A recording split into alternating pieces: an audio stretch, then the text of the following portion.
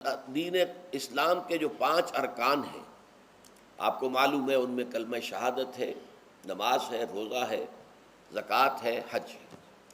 تو ان میں سے ایک رکن جو ہے صیام، روزہ، اس کے بارے میں اس کے جملہ احکام، ابتدائی احکام کیا تھے، تکمیلی احکام کیا تھے، پھر اس کی حکمت درجہ بدرجہ۔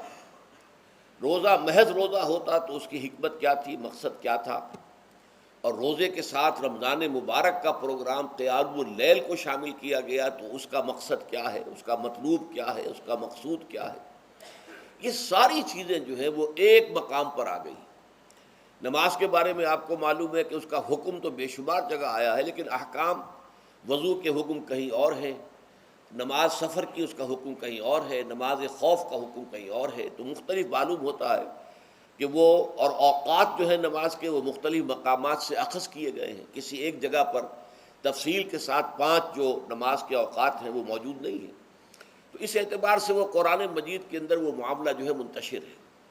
اسی طرح زکوٰۃ کا معاملہ ہے کہ زکوٰۃ کا حکم تو بے شمار مرتبہ آیا ہے، اس کے احکام قرآن میں نہیں ہیں۔ اس کا نصاب کیا ہے، کس کے ذمے زکوٰۃ واجب ہے، اس کا پھر اس کی کیا ریشو ہے، کیا نسبت ہے، کیا مقدار ہے، کہیں نہیں ہے، یہ احادیث سے۔ حج کا معاملہ ہے تو وہ بھی کم سے کم 2 مقامات پر، بلکہ اس سے زائد مقامات پر آپ کو اس کا ذکر ملے گا۔ مکی صورتوں میں بھی ہے سورہ حج، اس میں 2 رکوع مسلسل ہیں۔ پھر مدنی صورتوں میں سے سورہ بقرہ، اس کے بعد جو ہے 23ویں رکوع کے بعد 24 اور 25واں رکوع پورا جو ہے وہ حج کے مناسک پر مشتمل ہے۔ اس سے کچھ پہلے جو ہے وہ سعی بین الصفا والمروہ جو ہے اس کا ذکر 20ویں رکوع کے آخر میں آ چکا ہے۔ حج کی فرضیت کا حکم جو ہے وہ سورہ آل عمران میں ہے۔ لیکن یہ کہ یہ صوم کی عبادت جو ہے، جو کہ خود ایک رکن ہے اسلام کا، اس کے معاملے میں یہ 6 آیات اتنی جامع ہیں کہ اگر ان کو انسان سمجھ لے تو کل معلومات جو ہے صوم کے بارے میں جو مطلوب ہیں وہ اس کو حاصل ہو جائیں گے، اس کے احکام بھی، اس کی حکمتیں بھی۔ تو اسی حوالے سے آج ان پر گفتگو ہوگی، لیکن درس کے انداز میں نہیں، بلکہ میری اپنی گفتگو کے دوران ان آیات کا حوالہ آئے گا تو میں چاہوں گا کہ آپ اس وقت بھی اپنی نگاہیں جو ہے اس کے ٹیکسٹ کے اوپر مرکوز کریں، تاکہ آپ کے ذہن میں جو ہے یہ مضامین آیات کے الفاظ کے ساتھ ایسوسیشن قائم کر کے محفوظ ہو جائیں۔ اچھا، اس کے علاوہ پھر میں نے وہ خطبہ پڑھا ہے، بلکہ اس کے ابتدائی کلمات صرف پڑھے ہیں، جس کے بارے میں حضرت سلمان فارسی رضی اللہ تعالیٰ عنہ نے یہ بیان کیا کہ حضور نے ہمیں یہ خطبہ ارشاد فرمایا شعبان کے آخری دن۔ تو یہ گویا کہ اس مناسبت سے آج ہمارا اس خطبے کو پڑھنا جو ہے بہت ہی موزوں ہے، اس لیے کہ یہ خطبہ جو ہے آج، جیسا کہ میں نے عرض کیا، ہو سکتا ہے بلکہ غالب امکان اسی کا ہے کہ آج شعبان کا آخری دن ہے۔ تو گویا کہ ہم حضور کے نقش قدم کی پیروی کرتے ہوئے، آپ کی سنت پر عمل کرتے ہوئے ہم اس وقت اس خطبے کو پڑھیں گے۔ یہ خطبہ جو ہے اس کا مکمل ترجمہ جو تازہ ایشو ہے ندائے خلافت کا، اس میں سرورق پر درج کر دیا گیا نمایاں طور پر۔ پھر ہم نے ایک 4 ورقے کی حیثیت سے کتابچے کی شکل میں بھی اس کو شائع کیا ہے۔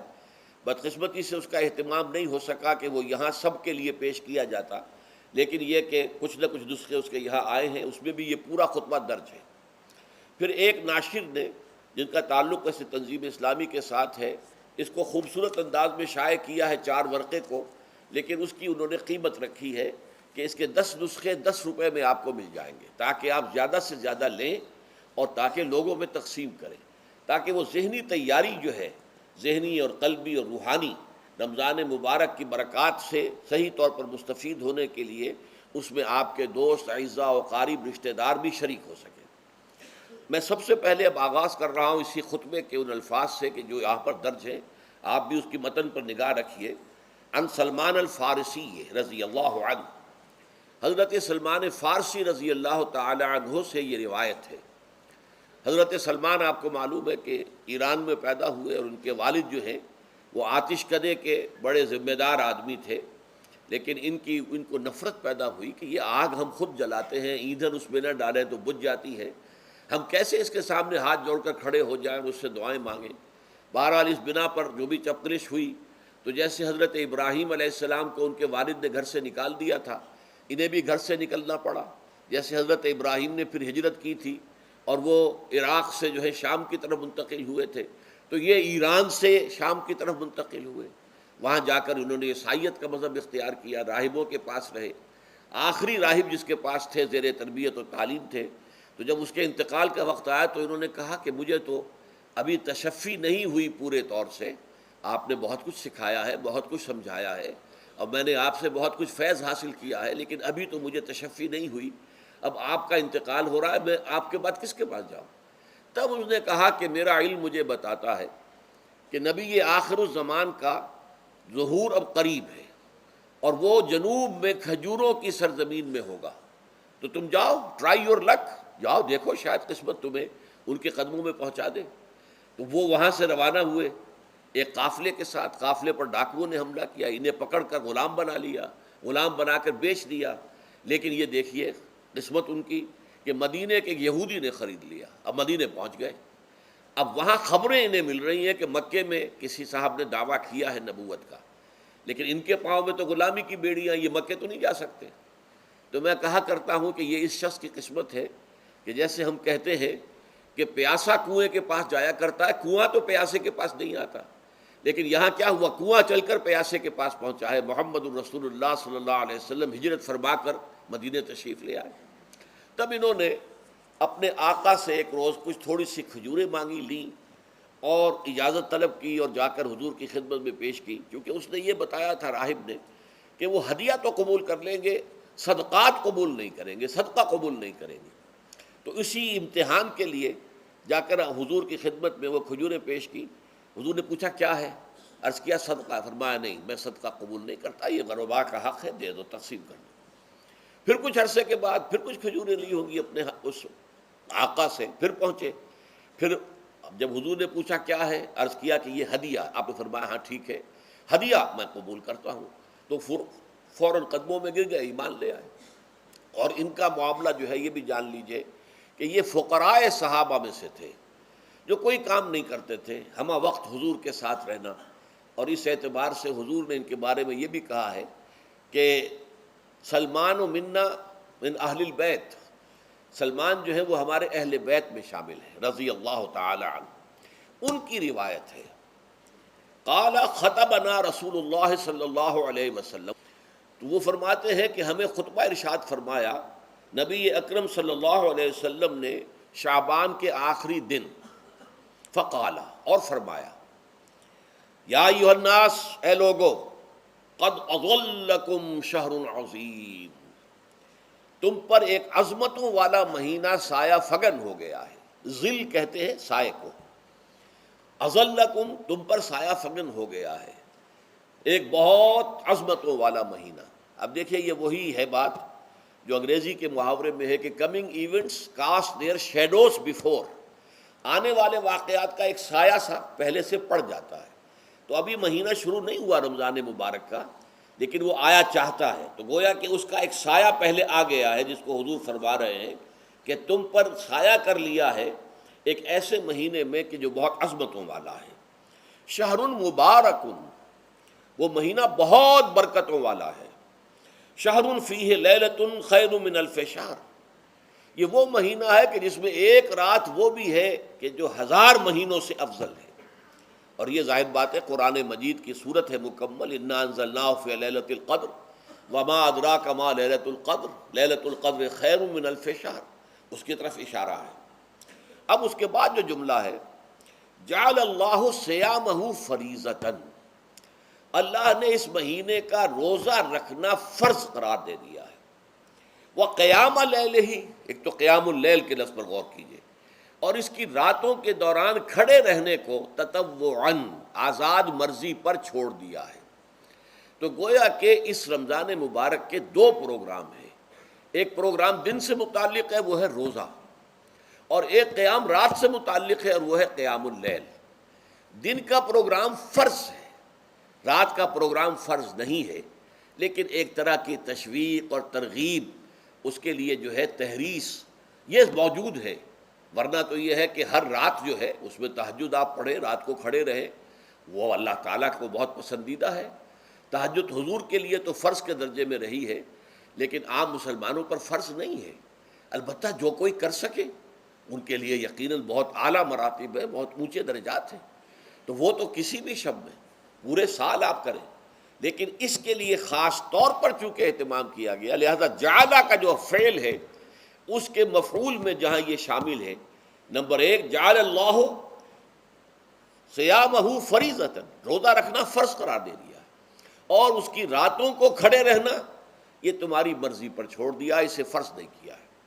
بس اس تمہید کے بعد اب میں شروع کروں گا استقبال رمضان کے ضمن میں روزے کی حکمتیں کیا ہیں، اس کے احکام کیا ہیں۔ نمبر ایک، شریعت محمدی میں روزے کی تدریجی فرضیت، یہ جو تمہیدی مضمون ہے اس ضمن میں وہ بہت اہم ہے۔ پہلی بات یہ جان لیجئے کہ اہل عرب جو ہیں، قریش بھی، اہل مکہ اور قریش کے تابع بقیہ تمام بنی اسماعیل بھی، اور ان کے تابع جو بھی عرب میں دوسرے قبیلوں کے لوگ تھے کہ جو عربی تھے اور مشرک تھے، وہ سب اس کے اندر مراد ہیں۔ تو فرمایا گیا کہ ان لوگوں میں روزے کی عبادت معروف نہیں تھی۔ یا تو یہ ہے کہ حضرت ابراہیم علیہ السلام کے زمانے میں روزے کی عبادت تھی ہی نہیں، کیونکہ یہ لوگ اپنے قول کے مطابق ملت ابراہیم پر تھے، لیکن یہ ہے کہ بہرحال روزے کی عبادت سے ناآشنا تھے۔ کیا وجہ ہے یہ ہم نہیں جانتے۔ آپ کو معلوم ہے نماز سے وہ واقف تھے، اگرچہ اس کا حلیہ انہوں نے بگاڑ دیا تھا، تالیاں بجاتے تھے، سیٹیاں بجاتے تھے یہ، لیکن نماز کہتے تھے اسے نماز۔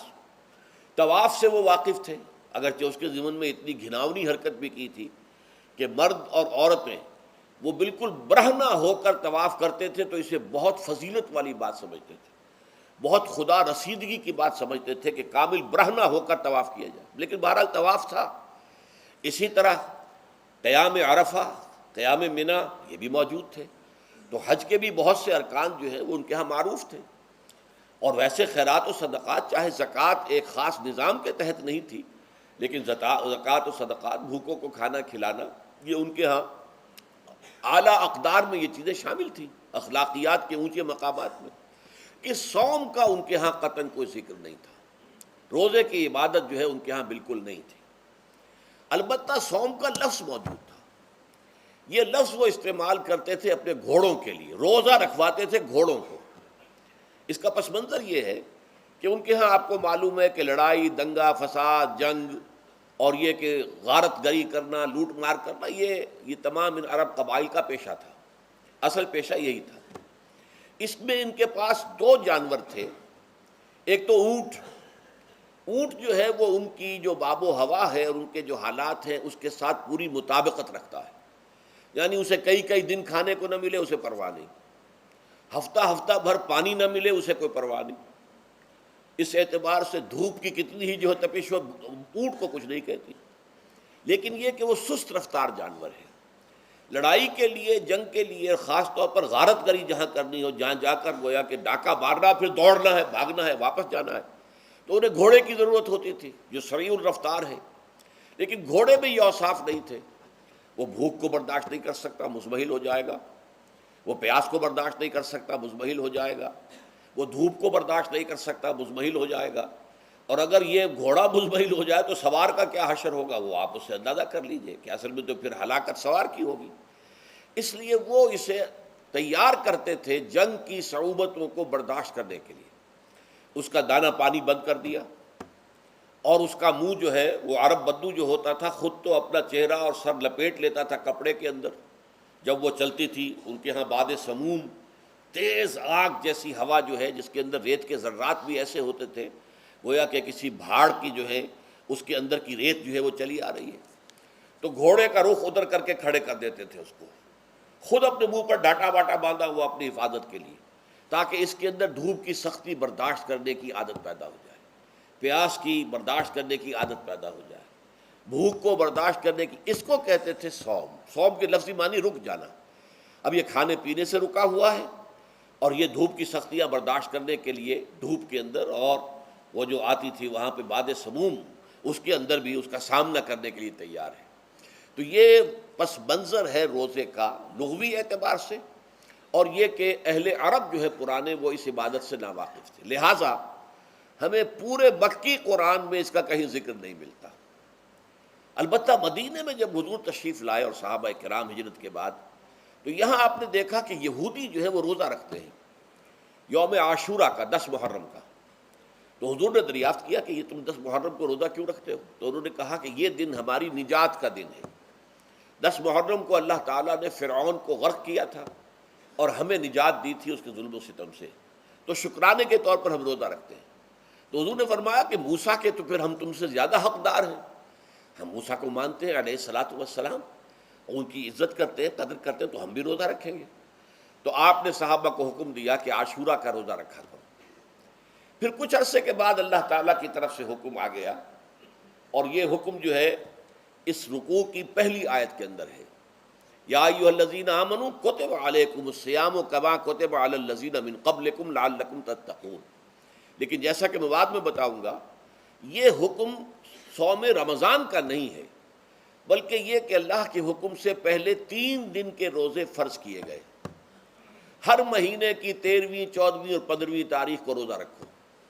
اس میں بڑی حکمت تھی، چونکہ یہ عرب عادی نہیں تھے روزے کے، تو انہیں تدریجاً خو کر کرنا تھا. ظاہر بات ہے کہ 30 دن جو ہے وہ تو ایک بڑی مدت ہے، اور ظاہر بات ہے کہ مئی کا مہینہ بھی آ جائے گا، اس میں جون بھی آئے گا، جولائی بھی آئے گا، قیامت خیز مہینے آ جائیں گے، تو بڑی ہمت جواب دے جائے گی. تو پہلے روزہ ہر مہینے 3 روزے رکھنے کی ان کو مشق کرائی جائے تاکہ یہ عادی ہو. یہ 3 روزے اگر مئی میں بھی آ گئے، جون میں بھی آ گئے، تب بھی ٹھیک ہے، اس کو انسان 3 دن کی تو مشقت برداشت کر سکتا ہے. تو پہلے یہ کیا گیا. لیکن اس کے ضمن میں یہ حکم دے دیا گیا، اس کو کہتے ہیں وجوب علی التخییر، یہ اختیار دے دیا گیا کہ یہ 3 روزے تم پر واجب کیے جا رہے ہیں، لیکن یہ کہ اگر تم یہ روزے نہ رکھو تو تم فدیہ دے سکتے ہو، 1 مسکین کو کھانا کھلانا صبح و شام. یہ ہے وجوب علی التخییر. دوسری رعایت یہ دی گئی کہ اگر کوئی شخص ان 3 تاریخوں میں بیمار ہو یا سفر پر ہو تو وہ تعداد دوسرے دنوں میں پوری کر لے. یہ ہے گویا کہ سب سے پہلا حکم جو دیا گیا ہے. اور اس کے ضمن میں اب میں چاہتا ہوں کہ آیت نمبر 2 آپ اچھی طرح پڑھ لیں، اپنا سامنے رکھیے اور اس کے حوالے سے یہ بات سمجھ لیجیے.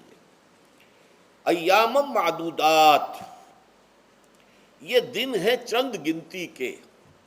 مجھے حیرت ہوتی ہے کہ جدید جو مفسرین ہیں جنہوں نے اردو میں ترجمے کیے ہیں، تفسیریں کی ہیں، ان سب کے نگاہوں سے یہ بات اوجھل رہی کہ یہ در حقیقت رمضان کے روزے کا ذکر نہیں ہے، بلکہ اس ابتدائی حکم سے متعلق ہے کہ جو ہر مہینے میں 3 دن کے روزے رکھنے کا حضور نے دیا تھا.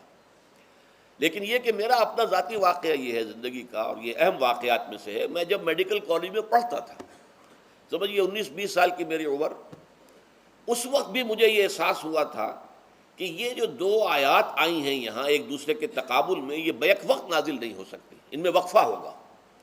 اور یقیناً پہلا حکم کسی اور پس منظر میں ہے، دوسرا حکم جو بعد میں ہم دیکھیں گے وہ کسی اور پس منظر میں ہے. تو میری رائے یہ تھی، اور میں اس پر قائم بھی تھا، بیان بھی کرتا تھا، لیکن ڈرتا تھا، اس لیے کہ اس وقت تک جتنی تفسیریں میں نے دیکھی تھی، ترجمے دیکھے تھے، ان میں سے کسی نے یہ بات کہی نہیں تھی. تو ایک آدمی اپنی رائے کے اوپر اتنی بڑی بات کہہ دے تو میں ڈرتا رہتا تھا، لیکن کہتا تھا کہ میری رائے یہی ہے. پھر اتفاق سے جماعت اسلامی ہند کا ترجمان ہوتا تھا ماہنامہ زندگی، عروج احمد قادری صاحب اس کے مدیر تھے. وہ جو ایک پرچہ آیا اس میں انہوں نے تنقید کی تھی مولانا سید انور شاہ بخاری رحمۃ اللہ علیہ پر، کہ کشمیری رحمۃ اللہ علیہ سے، ان کے اوپر یہ تنقید کی تھی کہ انہوں نے یہ عجیب بات کہہ دی ہے کہ یہ جو حکم ہے یہ رمضان کا نہیں ہے، بلکہ رمضان سے پہلے جو حضور نے حکم دیا تھا 3 دن کے روزے رکھنے اس سے متعلق ہے. اب مجھے اس کے اوپر پورا اطمینان ہو گیا کہ اگر سید محمد انور شاہ کاشمیری رحمۃ اللہ علیہ کی رائے یہ ہے تو متفق گردید رائے بو علی بارائے من، مجھے اب اس سے زیادہ اور کسی سند کی ضرورت نہیں. بعد میں نے جب تفسیر کبیر امام رازی رحمۃ اللہ علیہ کی اس کا بھی مطالعہ شروع کیا تو میں حیران ہوا کہ سلف میں تو یہ رائے کثرت سے موجود تھی. کیا سبب ہوا ہے کہ آج کے دور کے جو مترجمین اور مصنفین ہیں ان کی نگاہوں سے بالکل یہ بات اوجھل ہو گئی. اس معاملے کو میں حل آج تک نہیں کر سکا، لیکن اب میں پورے تیقن سے آپ سے کہہ رہا ہوں کہ یہ جو پہلی 2 آیتیں ہیں ان کا تعلق صوم رمضان سے نہیں ہے، بلکہ ان کا تعلق ہے وہ 3 دن کی. اس کی سب سے بڑی دلیل اس کے اندر موجود ہے ایام معدودات، گنتی کے چند دن. اب 30 یا 29 دن جو ہے وہ گنتی کے چند دن نہیں ہو سکتے، وہ اچھی بڑی تعداد ہے. پھر یہ ہے کہ یہ معدودات جو ہے اس کو کہا جاتا ہے جمع قلت، یہ زیادہ سے زیادہ 9 پر اس کا اطلاق ہوتا ہے، اس وزن پر جو جمع آتی ہے۔ اور اس میں جو ہے خود قرآن مجید میں حج کے سلسلے میں منا کے قیام کے ضمن میں الفاظ آئے ہیں، ایام معدودات، فمن تعجل فی یومین فلا اسم علیہ ومن تاخر فلا اسم علیہ۔ منا میں قیام ہے گنتی کے چند دن، تو جو 2 دن ہی میں جلدی کر کے وہاں سے واپس ہو جائے اس پہ بھی کوئی اس گناہ نہیں ہے، اور جو مؤخر کر کے 3 دن پورے کرے اس پر بھی کوئی گناہ نہیں۔ تو وہاں پر بھی نظیر موجود ہے کہ 2 یا 3 دن پر اس کا اطلاق ہو رہا ہے۔ تو یہاں پر ایام معدودات سے لازماً یہ مراد ہے کہ یہ 3 دن جو ہے ہر مہینے میں 13ویں، 14ویں، 15ویں، در حقیقت اس روزے سے متعلق یہ آیت آ رہی ہے۔ اور یہ بھی نوٹ کر لیجئے کہ رمضان کے روزے کی فرضیت کے بعد بھی حضور کا معمول اور آپ کے صحابہ کا، اور جو بھی ہمارے ہاں اتباع کرتے ہیں حضور صلی اللہ علیہ وسلم کا نوافل میں بھی ان کا یہ معمول ہے۔ ہر مہینے میں یہ 3 روزے حضور بعد بھی رکھتے تھے، اور آپ کے بہت سے صحابہ رکھتے تھے، اور آج بھی ہمارے ہاں بہت سے لوگ جو دیندار ہیں اور جن کے اندر یہ جذبہ ہے اتباع سنت کا، وہ رکھتے ہیں۔ 13ویں، 14ویں اور 15ویں تاریخوں کا ان کو ایام 20 کہتے ہیں۔ اس کی راتیں روشن ہوتی ہیں، 13ویں رات، 14ویں رات، 15ویں رات۔ چاند جو ہے اس کے اندر آپ کو معلوم ہوتا ہے 14ویں کو تو مکمل ہوتا ہی ہے، 13ویں اور 15ویں کا بھی تقریباً مکمل ہے۔ تو ایام 20 کے روزے جو ہیں بعد میں بھی برقرار رہے ہیں، لیکن نفلاً، فرض اس کے بعد جو ہے وہ رمضان کے روزے ہو گئے۔ تو ایام معدودات یہ دن ہیں گنتی کے۔ فمن کان منکم مریضا او علی سفر فعدۃ من ایام اخر، تو جو کوئی بھی تم میں سے ہو بیمار یا سفر پر تو وہ تعداد پوری کر لے دوسرے دنوں میں۔ گویا کہ اب اگلی کے ایک تو یہ رعایت ہو گئی، دوسری رعایت وعلی الذین یطیقونہ فدیۃ طعام مسکین، اور ان لوگوں کے ذمے کے جو اس کی طاقت رکھتے ہوں، یعنی مریض بھی نہیں ہے، صحت مند ہے، روزہ رکھ سکتے ہیں، سفر بھی نہیں ہے، سفر پر نہیں ہے، مقیم ہے، روزہ رکھ سکتے ہیں، پھر بھی نہ رکھیں تو ان کے لیے بھی ایک اختیار، اسی لیے میں نے لفظ استعمال کیا تھا وجوب علی التخییر، واجب تو ہے لیکن اس میں ایک اختیار دے دیا گیا ہے۔ وہ اختیار کیا ہے؟ فدیۃ طعام مسکین، تو پھر یہ ہے کہ ایک مسکین کو کھانا کھلا دینا۔ فدیہ کہتے ہیں کسی چیز کا بدل ہو جائے، جیسے کہ جنگی مجرم ہے اس کا فدیہ ہے، گویا کہ اس کو دے کر وہ پھر آزاد ہو جائے گا، فدیہ اس کو کہتے ہیں۔ ففدیۃ طعام مسکین، لیکن یہ ہے کہ فمن تطوع خیرا فہو خیر اللہ، اور جو نیکی سے خیر کرنا چاہے مزید تو وہ اس کے لیے بہتر ہے، ایک کے بجائے 2 کو کھلائے، 3 کو کھلائے، 4 کو کھلائے، 10 کو کھلائے، تو یہ تو ترغیب ہے، لیکن کم سے کم ایک مسکین کو کھانا کھلانا 2 وقت کا۔ وَأَن تَصُومُوا خَيْرٌ لَكُمْ، اب دیکھیے یہ لفظ بول رہے ہیں، اگر تم روزہ رکھو تو یہ تمہارے حق میں بہتر ہے، یعنی اگرچہ اختیار تمہیں دے دیا ہے، اختیار یہ ہے کہ روزہ رکھو، اگر نہ رکھو تو فدیہ دے دو ایک مسکین کا کھانا، لیکن اگر تم روزہ رکھو ان کنتم تعلمون، اگر حقیقت میں تم علم رکھتے ہو کہ روزے کے اندر کیا کیا برکات ہیں تو تمہیں روزہ لازماً رکھنا چاہیے۔ تشویق اور ترغیب موجود ہے، لیکن یہ کہ اس کی فرضیت یا وجوب نہیں ہے۔ یہ تھا ابتدائی حکم روزے کے ضمن میں۔ اب اس کے بعد اگلی آیت جو ہے اس کے بھی پہلے حصے کو مت پڑھیے، شہر رمضان الذی انزل فیہ القرآن، اس کے بارے میں تو بعد میں گفتگو ہوگی، بینات من الہدی والفرقان، لیکن اگلا جملہ فمن شہد منکم الشہر فلیصم، اب یہ رمضان کے روزے کی فرضیت کا حکم آیا ہے۔ رمضان کا مہینہ وہ ہے جس میں قرآن نازل کیا گیا، اس کے بارے میں جیسا کہ میں نے عرض کیا پھر بعد میں عرض کروں گا، لیکن جو شخص بھی تم میں سے موجود ہو اس مہینے میں، اپنے گھر میں موجود ہے، اپنے شہر میں موجود ہے، سفر پر نہیں ہے، یا یہ ہے کہ جو شخص بھی اس مہینے کو پائے، اس کی زندگی میں یہ مہینہ آ جائے، یہ برکتوں کا ایک موقع اسے مزید حاصل ہو جائے، فلیصم، یہ امر کا صیغہ ہے، یہ وجوب ہے مطلقاً۔ اب اس میں جو 2 رعایتیں پہلے دی گئی تھیں ان میں سے ایک کو برقرار رکھا، وَمَنْ كَانَ مَرِيضًا أَوْ عَلَى سَفَرٍ فَعِدَّةٌ مِّنْ أَيَّامٍ أُخَرَ، یہی وہ الفاظ ہیں جن کی بنا پر میرا گمان اس وقت بھی یہ تھا کہ یہ 2 بیک وقت نازل نہیں ہو سکتی آیات، یہ جو تکرار ہے بے معنی تکرار ہو جائے گی پھر اگر ایک ہی وقت میں نازل ہو رہی ہو، اور قرآن مجید کی فصاحت اور بلاغت سے یہ چیز بعید ہے کہ وہاں پر اس طرح کی تکرار بلا سبب ہو رہی ہو۔ قرآن میں اور بہت سی آیات ہیں جن میں کہ آپ کو معلوم ہے کہ پورا رکوع ہے سورہ مزمل کا، جس میں قیام اللیل کا حکم ہے، پھر اسی کے آخر میں وہ آیت شامل کر دی گئی ہے جو کم سے کم 1 سال بعد نازل ہوئی ہے، جس میں کہ رات کے قیام کا وجوب ختم کر دیا گیا، اور صرف یہ کہ جتنا بھی تم سے ممکن ہو سکا کرو، ضروری نہیں ہے کہ تہائی شب ہو، آدھی ہو، 2/3 ہو، جتنا بھی ممکن ہو قرآن پڑھا کرو رات کو، گویا کہ وہ فرضیت جو تھی قیام اللیل کی وہ ختم ہو گئی۔ تو اس حوالے سے وہ جو ناسخ ہے، منسوخ کرنے والی آیت بھی اس کے ساتھ ہی رکھ دی گئی ہے، تاکہ وہ جو اصل حکم تھا وہ بھی برقرار سامنے رہے، اور جس نے آ کر اسے منسوخ کیا وہ بھی برقرار رہے اور سامنے رہے۔ اسی طرح یہاں پر بھی یہ حکم آیا، کتنے عرصے کے بعد آیا یہ مجھے معلوم نہیں، لیکن یہ کچھ عرصے کے بعد آیا ہے کہ رمضان کا مہینہ وہ ہے کہ جس میں قرآن نازل کیا گیا ہے۔ اب جو شخص بھی اس مہینے کو پائے اس پر لازم ہے کہ اس کے روزے رکھے۔ ہاں، من کان مریضاً او علی سفر، جو شخص ہو مریض، بیمار ہو یا سفر پر ہو، فعدۃ من ایام اخر، تو وہ تعداد پوری کر لے دوسرے دنوں میں۔ یرید اللہ بکم الیسر ولا یرید بکم العسر، اللہ تمہارے ساتھ آسانی چاہتا ہے، سختی نہیں چاہتا۔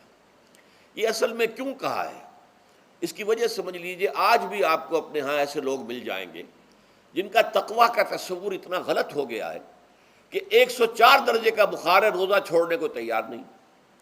بھلے آدمیوں، اللہ نے تمہیں ایک رخصت دی ہوئی ہے تو خام خواہ اپنے اوپر یہ شدت کیوں لے رہے ہو؟ لیکن لیتے ہیں، روزہ چھوڑنے کو تیار، روزہ قضا نہیں کروں گا۔ سفر پر جا رہے ہیں اور روزہ قضا کرنے کو تیار نہیں۔ ایک موقع پر ایک غزوے کے دوران ایسا ہوا کہ کچھ لوگوں نے روزہ رکھا ہوا تھا، لیکن وہ اتنے یوں سمجھیے مزمحل ہو گئے کہ جب پڑاؤ پر پہنچے تو جن کا روزہ نہیں تھا انہوں نے تو بڑی چاق و چوبند طریقے سے خیمے نصب کیے، سارا بندوبست کیا، اور یہ جا کر بے سدھ ہو کر، بے ہوش ہو کر گر پڑے۔ تو حضور نے فرمایا ان کو دیکھ کر، لیس من البر الصیام فی السفر، سفر میں روزہ رکھنا یہ کوئی نیکی کا کام نہیں ہے، یہ نیکی کا غلط تصور ہے کہ جو تم نے اپنے اختیار کر لیا۔ یہ تمہارے اندر تشدد پسندی پیدا ہو رہی ہے۔ دین کے احکام میں جو مقصد ہے وہ کیا ہے؟ یرید اللہ بکم الیسر ولا یرید بکم العسر۔ اسی پر عمل کرتے ہوئے حضور نے فرمایا ہے کہ جو بھی علماء دین ہیں یا جو رہنمایان دین ہیں ان کا کام کیا ہے؟ آپ نے فرمایا یسروا ولا تعسروا، دیکھو آسانیاں پیدا کرو، سختیاں پیدا نہ کرو۔ دین میں سختیاں پیدا کرنا بھی وہ اسر اور اغلال بن جاتا ہے کہ جس کو رفع کرنے کے لیے اور جس سے لوگوں کو، یہودیوں کو اور تمام اہل کتاب کو نجات دینے کے لیے اللہ تعالیٰ نے اپنے رسول محمد صلی اللہ علیہ وسلم کو بھیجا۔ وَيَضَعُ عَنْهُمْ إِصْرَهُمْ وَالْأَغْلَالَ الَّتِي كَانَتْ عَلَيْهِمْ، کہ جہاں وہ نیکی کا حکم دیتے ہیں، بدی سے روکتے ہیں، پاکیزہ چیزوں کو حلال ٹھہراتے ہیں اور خبیث چیزوں کو، ناپاک چیزوں کو حرام قرار دیتے ہیں، وہیں وہ لوگوں کے اوپر سے وہ بوجھ بھی ختم کرتے ہیں کہ جو انہوں نے خام خواہ اپنے اوپر لاد لیے۔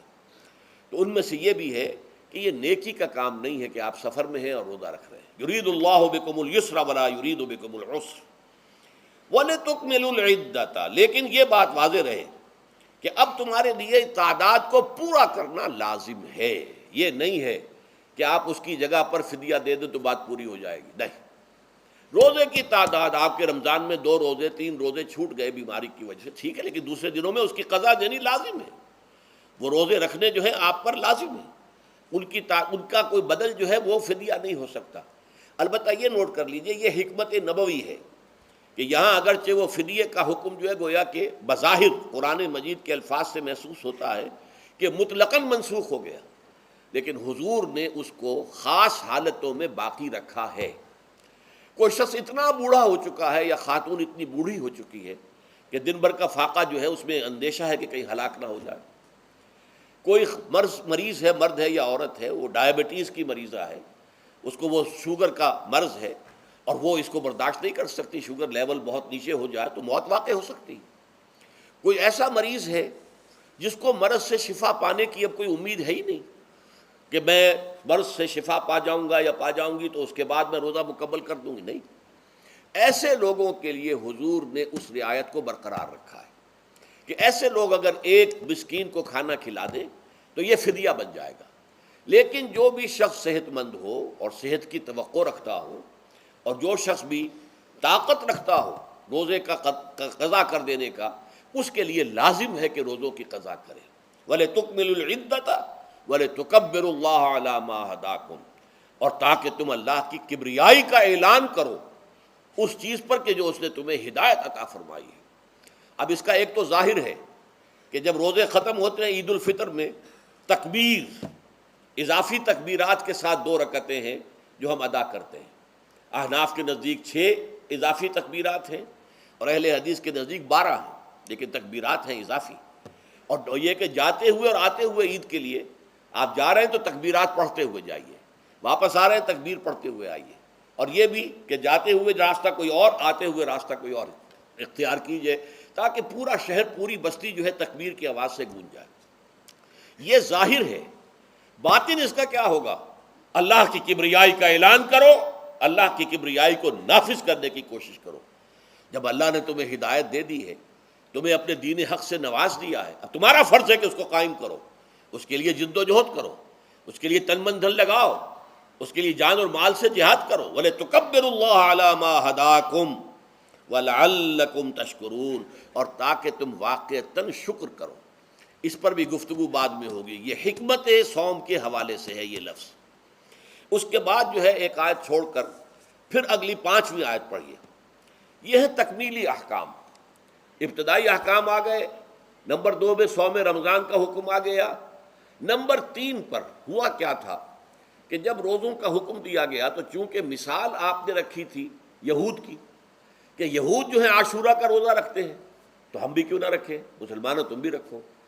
اس سے گمان یہ کیا گیا کہ جو احکام یہود کی شریعت میں ہیں روزے کے، شاید وہی ہماری شریعت میں بھی ہے، اور ان کی شریعت میں یہ تھا کہ رات کو سو گئے تو روزہ شروع ہو گیا، اور وہ روزہ اب نہ کوئی سحری ہے نہ رات میں کے دوران کوئی میاں اور بیوی جو ہے وہ ہم بستری کر سکتے ہیں، بلکہ یہ کہ وہ روزہ صبح سے لے کر پھر جب رات کے بعد صبح آئے گی، صبح سے پھر دوپہر اور شام اور غروب آفتاب پر جا کر روزہ ختم ہوگا۔ گویا کہ کم و بیش 20 گھنٹے کا روزہ یا 21 گھنٹے کا روزہ، کیونکہ اگر غروب آفتاب کے 3 گھنٹے بعد آدمی سو گیا تو وہاں سے جو روزہ شروع ہوا ہے تو غروب آفتاب پر اگلے روز جو ہے وہ ختم ہوگا، تو ہو جائے گا 20-21 گھنٹے کا روزہ۔ یہ روزے کا حکم لوگوں نے سمجھا، اس کی صراحت کوئی نہیں تھی، لیکن لوگ جو ہے چونکہ صراحت منفی بھی نہیں تھی مثبت بھی نہیں تھی، لہذا وہ رات کے وقت میں جب جو دن ہوتے تھے روزوں کے، ان کی راتوں میں وہ اپنی جو بھی ایک طبعی ضرورت ہے، جو ہم بستری ہے میاں اور بیوی کی، شوہر اور بیوی کی، وہ کر گزرتے تھے۔ جذبات کے اندر جو بھی اس وقت ان کی احتیاج ہوئی، دل میں کھٹک رہتی تھی کہ پتہ نہیں ہم نے یہ صحیح کام کیا نہیں کیا، غلط کیا، تو اس سے یہ کہ ظاہر بات ہے کہ پھر قرآن مجید اسے قرار دے رہا ہے اپنے آپ سے خیانت کرنا۔ جب انسان اپنے ضمیر کے خلاف کوئی بات کر رہا ہو تو چاہے وہ بات صحیح ہے لیکن وہ اسے گناہ سمجھ کے کر رہا ہے تو اس نے تو گناہ کیا، وہ اپنے آپ سے تو خیانت کر رہا ہے۔ ایک شخص ہے وہ بکری کا گوشت کھا رہا ہے لیکن سمجھتا یہ کہ یہ سور کا گوشت ہے، تو اس نے تو سور ہی کا کھایا نا، اس نے بکری کا تو نہیں کھایا، لیکن اس نے سمجھا یہ کہ یہ سور کا گوشت اور کھا رہا ہے۔ تو اس حوالے سے ایک دغدغہ سا دل میں رہتا تھا، پریشانی۔ تو اب جو یہ 5ویں آیت ہے، طویل ترین آیت ہے اس سلسلے کی، اس میں روزے کے تکمیلی احکام آ گئے جو ابدی ہیں، آج تک قائم ہیں اور قیامت تک قائم رہیں گے۔ فرمایا احل لکم لیلۃ الصیام الرفث الی نسائکم، اے مسلمانوں روزے کی راتوں میں تمہارے لیے حلال کر دیا گیا ہے اپنی بیویوں سے اپنی خواہش کا پورا کرنا۔ رفث الی نسائکم ہن لباس لکم وانتم لباس لہن، وہ تمہارے لیے بمنزلہ لباس ہیں، جیسے لباس کے اور انسان کے بدن کے درمیان کوئی حجاب نہیں ہوتا، ایسے ہی شوہر اور بیوی کے درمیان بھی کوئی حجاب نہیں رہتا۔ ہن لباس لکم وانتم لباس لہن، اور ویسے بھی ایک معنی میں کہ جیسے لباس آپ کو گرمی کی شدت سے بچاتا ہے، ورنہ ہو سکتا ہے کہ تیز دھوپ جو ہے جو عرب میں ہوتی تھی وہ تو آپ کی کھالوں کو جلا دے، تو یہ حفاظت کا ایک ذریعہ بھی ہے۔ اسی طریقے سے شوہر کے لیے بیوی اپنی عفت و عصمت کو برقرار رکھنے کے لیے ایک ذریعہ ہے کہ کہیں حرام میں منہ نہ مارے، بیوی موجود ہے، حلال ذریعے سے اپنی خواہش پوری کرے۔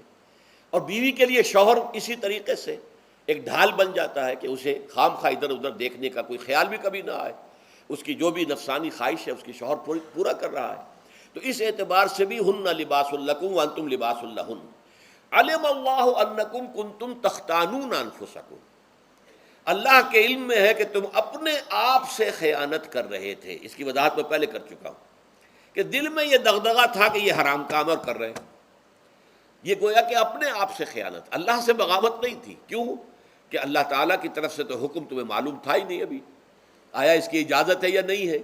لیکن اپنے آپ سے تو خیانت کر رہے ہو نا، تم یہ سمجھ رہے تھے کہ یہ نہیں ہونا چاہیے، یہ گویا کہ ممنوع ہے اور کر رہے تھے، تو اس کو کہا کہ تم اپنے آپ سے خیانت کر رہے تھے۔ علم اللہ انکم کنتم تختانون انفسکم فتاب علیکم، تو اللہ نے تم پر اپنی رحمت اور مغفرت کے ساتھ توجہ فرمائی، یعنی جو کچھ اب تک ہو چکا ہے اسے اللہ نے معاف کر دیا، اسے صاف کر دیا، کلین سلیٹ۔ اب تمہارا جو اعمال نامہ ہے اس میں اس طرح کا اگر کوئی عمل درج ہو گیا ہے تو وہ اللہ نے صاف کر دیا ہے۔ وعفا عنکم، اور تمہیں معاف بھی کر دیا ہے۔ فالآن باشروہن، تو اب تم ان کے ساتھ جو بھی تعلق زن و شو ہے اس کو اختیار کر سکتے ہو۔ فالآن باشروہن وابتغوا ما کتب اللہ لکم، اور حاصل کرو وہ کچھ جو کچھ اللہ نے تمہارے لیے لکھ دیا ہے۔ یہ تعلق زن و شے سے دو چیزیں ہیں کہ جو مقصود ہیں، ایک تو سب جانتے ہیں اولاد، ہر انسان کی خواہش ہوتی ہے کہ میری نسل کا تسلسل باقی رہے، لیکن نمبر دو ایک شے اور ہے، قرآن مجید میں بیان کیا گیا، بولے تسکنوا الیہا، اس میں ایک سکون ہے، اس میں جو بھی ہے، جو بھی عمل ہے مباشرت کا، اس میں ایک اعصابی طور پر سکون کی کیفیت انسان کو حاصل ہوتی ہے، تو یہ بھی مطلوب و مقصود ہے۔ تو ما کتب اللہ لکم، تمہارے لیے اللہ نے اس میں ایک تو اولاد کا معاملہ رکھ دیا ہے اور ایک تمہارے لیے سکون کا، لتسکنوا الیہا، تاکہ تم ان کی طرف توجہ کر کے سکون حاصل کرو۔ فالآن باشروہن وابتغوا ما کتب اللہ لکم وکلوا واشربوا، اب سحری کا حکم آ گیا، وکلوا واشربوا حتی یتبین لکم الخیط الابیض من الخیط الاسود من الفجر، اور کھاتے رہو اور پیتے رہو یہاں تک کہ تمہارے لیے فجر کے وقت کے اعتبار سے سفید ڈوری سیاہ ڈوری سے بالکل علیحدہ ہو جائے۔ اصل میں اس کو بعض صحابہ نے تو سمجھا کہ یہ لغوی معنی اس کے لیے کہ آپ اپنے تکیے میں ایک سفید دھاگا رکھ لیا اور ایک کالا رکھ لیا، اور دیکھتے رہتے تھے، جب یہ سفید اور کالا علیحدہ علیحدہ نظر آنے لگے تو پھر روزے کا رکھنے کا وقت شروع ہو چکا اور اب کھانا پینا بند کر دیا جائے۔ فرمایا گیا یہ مراد نہیں ہے، یہ جب پاؤں پھٹتی ہے تو اس کے اندر ایک سفید سی لکیر جو ہے افق کے اوپر آتی ہے، یہ ہے مراد، کہ وہ جو سفید لکیر ہے وہ ظاہر ہو جائے اور وہ رات کے اختتام کا گویا کہ ایک اعلان اور علم بن جائے۔ تو وَكُلُوا وَاشْرَبُوا، اب اس کی جو ہے بڑی تاکید کی گئی ہے، تَسَحَّرُوا فَإِنَّ فِي السُّحُورِ بَرَكَةٌ، سحری ضرور کیا کرو، اور یہ در حقیقت برکت کا ذریعہ ہے۔ یہ بھی آپ نے فرمایا ہمارے اور یہود کے روزے کے مابین جو فرق ہے وہ سحری ہے، یہ سحری، چونکہ روزہ جو ہے وہ فجر سے لے کر اور غروب آفتاب تک ہے، طلوع آفتاب سے نہیں، فجر سے، جبکہ وہ سپیدہ سحر جس کو ہم کہتے ہیں نمودار ہو جائے، طلوع آفتاب کو ابھی 1.5 گھنٹے بعد ہوگا کہیں جا کر، لیکن اس وقت جو ہے روزہ شروع، غروب آفتاب پر ختم۔ اس حوالے سے اس سے پہلے کھانا پینا، اور اس میں بھی فرمایا گیا کہ بعض لوگ بہت زیادہ احتیاط کرتے ہیں، وہ صحیح نہیں ہے، اس لیے کہ فجر کے لیے اذان جب دیتے تھے تو اس میں بعض حضرات ذرا جلدی کرتے تھے، حضور نے فرمایا کہ نہیں دیکھو یہ ذرا جلدی کر دیتے ہیں، اگر تم میں سے کسی کے ہاتھ میں پیالہ ہے، ابھی وہ کچھ کھا رہا ہے، اذان ہو گئی ہے، تو وہ اپنا پیالہ پورا کر لے، اس میں بھی تشدد کی ضرورت نہیں، جیسے کہ اس سے پہلے ہم پڑھ چکے یسروا ولا تعسروا، یرید اللہ بکم الیسر ولا یرید بکم العسر، اللہ تمہارے ساتھ آسانی چاہتا ہے، سختی نہیں چاہتا۔ تو اسی طرح فرمایا وَكُلُوا وَاشْرَبُوا حَتَّى يَتَبَيَّنَ لَكُمُ الْخَيْطُ الْأَبْيَضُ مِنَ الْخَيْطِ الْأَسْوَدِ مِنَ الْفَجْرِ ثُمَّ أَتِمُّوا الصِّيَامَ إِلَى اللَّيْلِ، پھر اب روزے کو پورا کرو رات تک۔ إِلَى اللَّيْلِ میں پھر بڑی بحثیں ہوئی ہیں، اس لفظ کی مناسبت سے اہل تشیع اس کے قائل ہیں کہ جب کہ خوب اندھیرا ہو جائے، لیکن اہل سنت کا اجماع ہے کہ غروب آفتاب اس سے مراد ہے، اس لیے کہ آغاز رات کا غروب آفتاب کے ساتھ ہے، اور اس میں بھی احادیث کے اندر آیا ہے کہ تعجیل کرنی چاہیے۔ بعض لوگ وہی جو میں نے عرض کیا کہ تقویٰ کے تحت جو ہے، جیسے کہ سفر میں بھی روزے رکھتے ہیں، یا 104 بخار کے درجے میں بھی وہ روزہ قضا کرنے کو تیار نہیں ہوتے، ایسے ہی وہ تاخیر کرتے ہیں اپنے تقوی کے حساب سے، کہیں ایسا نہ ہو، کوئی غلطی نہ ہو جائے، کہیں یہ نہ ہو جائے، کہیں وہ نہ ہو جائے، تو پھر اس کے اندر وہ افطار میں، تو آپ نے فرمایا کہ قوم جو ہے اسی وقت صحیح رہے گی جب کہ وہ افطار میں عجلت سے کام لے، یعنی سحری کے اندر بہت زیادہ جلدی کرنے کی ضرورت نہیں، اگر اذان ہو رہی ہے اس کے دوران بھی اگر کچھ کھا پی رہے ہو تو کھا پی لو، مکمل کر لو۔ اسی طریقے سے افطار کے اندر جو ہے وہ تاخیر کرنے کی ضرورت نہیں، سورج کے غروب کے ساتھ افطار کر لو۔ وَلَا تُبَاشِرُوهُنَّ وَأَنْتُمْ عَاكِفُونَ فِي الْمَسَاجِدِ، ہاں اپنی بیویوں سے تم مباشرت نہ کرو، تعلق زن و شو قائم نہ کرو جب کہ تم مسجدوں کے اندر معتکف ہو۔ یہ اعتکاف کا ذکر ہو گیا۔ رمضان کے آخری عشرے میں یہ اعتکاف جو مسنون ہے کہ 21ویں شب سے شروع ہو جائے گا، یعنی 20واں روزہ ختم ہوا اس کے ساتھ یہ اعتکاف شروع ہو گیا، اور پھر اعتکاف مسنون جو ہے وہ جب تک کہ چاند نظر نہ آ جائے شوال کا، عید کا، تو اس وقت تک یہ اعتکاف جاری رہے گا۔ یہ ہے مسنون اعتکاف۔ اس کی کیا حکمت ہے وہ میں بعد میں عرض کروں گا۔ تو یہ حکمت جو ہے اس کے حوالے سے گفتگو بعد میں ہو جائے گی، لیکن یہاں یہ بتا دیا گیا کہ یہ جو رمضان کی 20 راتوں میں اجازت دی گئی ہے اپنی بیویوں کے ساتھ ہم بستری کی، وہ اس معتکف کے لیے نہیں ہے جو مسجد میں معتکف ہے۔ تو ہاں اس کی اہلیہ آ سکتی ہے وہاں ملاقات کے لیے، کسی مشورہ کوئی کرنا ہے بہت ضروری ہے، آ جائے، ملاقات ہو سکتی ہے، لیکن یہ کہ مباشرت نہیں ہو سکتی، وہ حرام ہے۔ فرمایا وَلَا تُبَاشِرُوهُنَّ وَأَنْتُمْ عَاكِفُونَ فِي الْمَسَاجِدِ تِلْكَ حُدُودُ اللَّهِ، یہ اللہ کی حدود ہیں، شریعت اسلامی کی یہ حدود ہیں۔ فَلَا تَقْرَبُوهَا، تو ان کے قریب تک مت جاؤ۔ قرآن مجید میں اس اعتبار سے دو انداز تعبیر ہے کہ اللہ کی حدود ہے فَلَا تَعْتَدُوهَا، یہ اللہ کی حدود ہے، ان سے تجاوز نہ کرو، اس حد کو پھلانگ نہ جاؤ، اس حد سے آگے نہ گزر جاؤ۔ یہاں ہے تقربوہا، اللہ تعالیٰ کی حدود کے قریب تک نہ جاؤ۔ اس کی وجہ ایک حدیث میں بیان کر دی گئی ہے کہ جیسے ہر بادشاہ کی ایک چراگاہ ہوتی ہے، وہ صرف شاہی جو بھی ہیں جانور ہیں ان کے، یا گھوڑے ہیں یا کوئی اور ہیں، ان کے چرنے کے لیے ہے، وہاں پہ کوئی رعایت کا کوئی آدمی اپنی بھیڑ بکریاں وغیرہ نہیں لے جا سکتا۔ وہ حما کہلاتا تھا کہ یہ شاہ کے لیے مخصوص ہے، لکل ملک حمن وحم اللہ محارمہ، اللہ بھی بادشاہ ہے کائنات کا، ارض و سما کا، اس نے بھی جن چیزوں کو حرام کر دیا ہے وہ حما ہے، اس میں داخل نہیں ہونا تمہیں۔ تو فرمایا کہ جو چرواہا اپنی بھیڑوں کو بالکل اس کی آخری حد تک لے جائے گا تو اندیشہ ہے کہ کوئی بھیڑ کوئی بکری چھلانگ لگائے اور اس چراگاہ میں داخل ہو جائے۔ اس لیے کیپ ایٹ اے ڈسٹینس، ایک فاصلے پر رہو۔ احتیاط کا تقاضا یہ ہے کہ اس آخری حد کے قریب نہ جاؤ، فلا تقربوہا، اس کے قریب نہ جاؤ۔ ان حدود کی تو سختی کے ساتھ پابندی کرنی ہے۔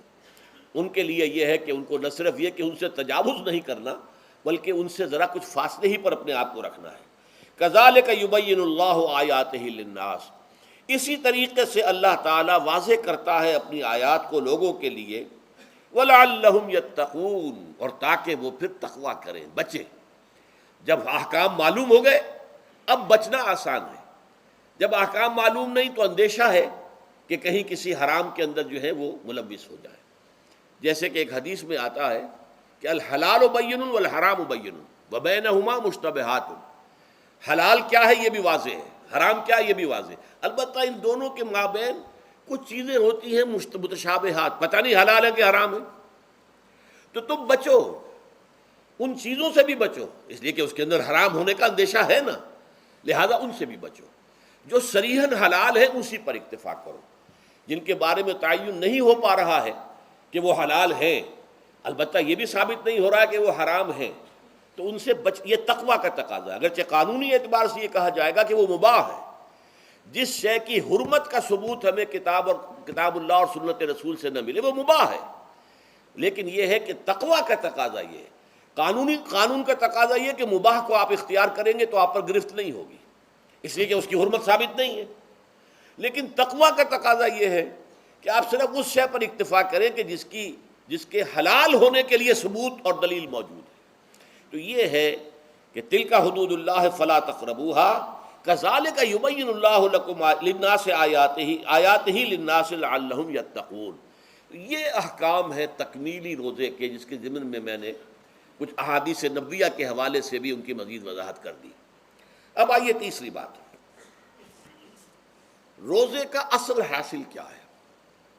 اب پہلی آیت پر ہمیں توجہ دینی ہوگی، یا ایھا الذین آمنوا کتب علیکم الصیام، اہل ایمان تم پر روزہ فرض کیا گیا، لکھ دیا گیا، طے کر دیا گیا، اگرچہ جیسا کہ میں نے عرض کیا یہ ابتدائی حکم ہے اور اس میں وجوب علی تخییر وہ بعد میں آ چکا دوسری آیت میں۔ کما کتب علی الذین من قبلکم، جیسے کہ یہ فرض کیا گیا تھا ان پر جو تم سے پہلے تھے، یعنی یہود اور نصارہ، ان پر بھی یہ روزہ جو ہے یہ فرض تھا۔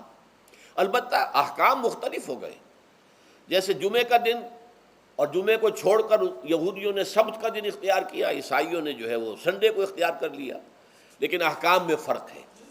وہاں پورے سبت کے دن، ہفتے کے دن کاروبار دنیاوی مطلقاً حرام، لیکن ہمارے ہاں شریعت کے اندر آسانی پیدا کی گئی کہ صرف جمعے کی اذان سے لے کر نماز ادا ہو جانے تک وہ حرام ہے، لیکن باقی یہ ہے کہ اس سے پہلے بھی اگر کرو اور بعد میں جب فَإِذَا قُضِيَتِ الصَّلَاةُ فَانتَشِرُوا فِي الْأَرْضِ وَابْتَغُوا مِن فَضْلِ اللَّهِ، جب نماز ادا ہو چکے تو جاؤ، منتشر ہو سکتے ہو زمین میں اور اللہ تعالیٰ کے فضل کو تلاش کر سکتے ہو۔